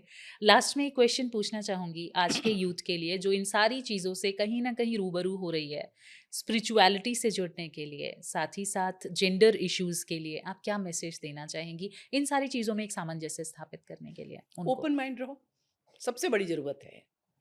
दू, दूसरे की बात भी सुनो। कोई चीज में ओपिनियन बनाने के पहले उसके दोनों एस्पेक्ट को देखो, ओपिनियन फिर फॉर्म करो। इन्फॉर्मेशन भले ले लो, ओपिनियन किसी के मत लो। इन्फॉर्मेशन लो, सोचो, एनालाइज करो, फिर अपनी ओपिनियन बनाओ। बेसिक सब झंझट इसी से खत्म होते हैं। मैम, यूथ के लिए स्पिरिचुअलिटी से जुड़ने के लिए आप क्या एक मैसेज देना चाहेंगी? क्या उनको किस तरीके से जुड़ना चाहिए और क्यों ज़रूरी है स्पिरिचुअलिटी से जुड़ना? देखिए, मैं जिस रिलीजन से आती हूँ, मेरी जो संस्कृति है, जो मेरा धर्म है, हमारे अंदर सब लोग, हम लोग पहले तो स्पिरिचुअलिटी शब्द की क्या बात करें, अध्यात्म की बात करें, है अध्यात्म ना? की, जी। हर आत्मा को आध्यात्मिक तो होना ही चाहिए, उधर तो मुंह करना ही चाहिए। और दुनिया की सारी बुराइयों का हल ही एक है कि अपने सोर्स की ओर देखो। तो यूथ को भी सोर्स की ओर देखना चाहिए। जब आपके मुंह में दांत नहीं रहेंगे, पेट में आंत नहीं रहेगी, तब आप क्या सोर्स की ओर देखेंगे? ना दिमाग में, नर्वस सिस्टम में इतनी ताकत बच जाएगी सोचने की, ना बॉडी में इतनी ताकत बच जाएगी कि कुछ कर सकें, तब क्या सोचेंगे? यूथ ही तो समय है सोचने का उसको। किस चीज़ को फॉलो करना चाहिए, मतलब स्टार्ट कैसे करें स्पिरिचुअलिटी के मार्ग पे जाना इजी वे में यूथ के लिए? इजी वे में अगर हम बात करें, सोर्स की ओर देखो। आपके पास नाम है, आपके पास किताबें हैं, हम्म, एक नाम ले। अभी बिल्कुल एक मैं आपको स्पिरिचुअल एडवाइस दे रही हूँ, हम्म, हम्म, सोसाइटी से कोई लेना देना नहीं, हम्म, किसी भी इंसान के लिए मैं कहती हूँ, एक नाम ले लो, उसको रटते रहो, जपते रहो, दोहराते रहो, चीजें अपने आप ठीक आने लगेंगी, आपको आगे के रास्ते दिखने लगेंगे। कुआं एक ही जगह खोदना है, एक नाम है, उसी को लेते जाना है, लेते जाना है, जपते जाना है। हम्म, बहुत सारे नाम हम लोग के यहाँ तो हमारा जो मेरा जो धर्म है, यहाँ पे तो बहुत से स्वयं सिद्ध मंत्र होते हैं, स्वयं सिद्ध नाम होते हैं। हम्म। किसी को एक को पकड़ लो, धीरे धीरे धीरे अपने आप चीजें ठीक होंगी। आप देखोगे कि आपकी जो एट्रीब्यूट्स है वो चेंज होने लगे हैं। इसको एक, अब चूंकि मैं सन्यासी किताब की लेखक हूँ, तो एक बड़े सन्यासी मेरे गुरु भाई महामंडलेश्वर स्वामी वेद भारती, वो कहते थे एक टेबल है, टेबल में एक इंक पॉट लगी है, हमारी बॉडी है, बॉडी के संग हमारा मन अटैच हो गया है, उसको साफ करना है। आप उसको उल्टा नहीं कर सकते, तो कैसे साफ करेंगे? आप उसमें साफ पानी डालते जाएंगे, धीरे धीरे धीरे धीरे गंदगी बाहर निकल जाएगी, साफ पानी बच जाएगा। जी। वैसे ही हमारा मन है, लेते रहो, एक नाम लेते रहो, धीरे धीरे अंदर चीजें शुद्ध हो जाएंगी। और जब क्रिस्टल क्लियर हो जाएगा अंदर का, तो आपकी जो पर्सपेक्टिव है, चीजों को देखने का जो तरीका है, वो भी अपने आप क्लियर हो जाएगा। और दुनिया की सारी बुराइयों का अंत ही वही है जी। और कहीं नहीं है।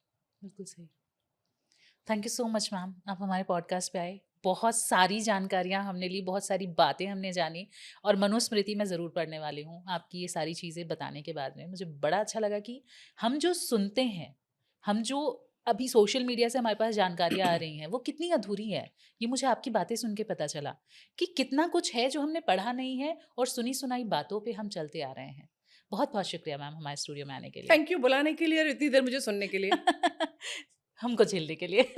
धन्यवाद। तो ये थी चित्रा अवस्थी मैम, जिन्होंने हमें बहुत सारी जानकारियाँ दी, स्पिरिचुअलिटी से रिलेटेड, जेंडर इक्वालिटी से रिलेटेड, मनुस्मृति पे भी उन्होंने बहुत ऐसी चीज़ें बताई जो शायद हम और आप लोग आज तक जानते भी नहीं होंगे, जिन्होंने भी मनुस्मृति नहीं पढ़ी होगी, इंक्लूडिंग मी। आपको इस पूरे पॉडकास्ट में कौन-सा टॉपिक सबसे ज़्यादा पसंद आया? कमेंट सेक्शन में लिखिएगा और बातें करते रहिए, पढ़ते रहिए, क्योंकि जब हम बातें करते हैं, तभी जाके कोई चीज़ें निकलती हैं। बात करते हैं तो बातें बनेंगी। हमारे यहाँ होती हैं असली बातें। ये था एसआरटी ओरिजिनल्स, असली लोगों की असली बातें। Thank you so much ma'am.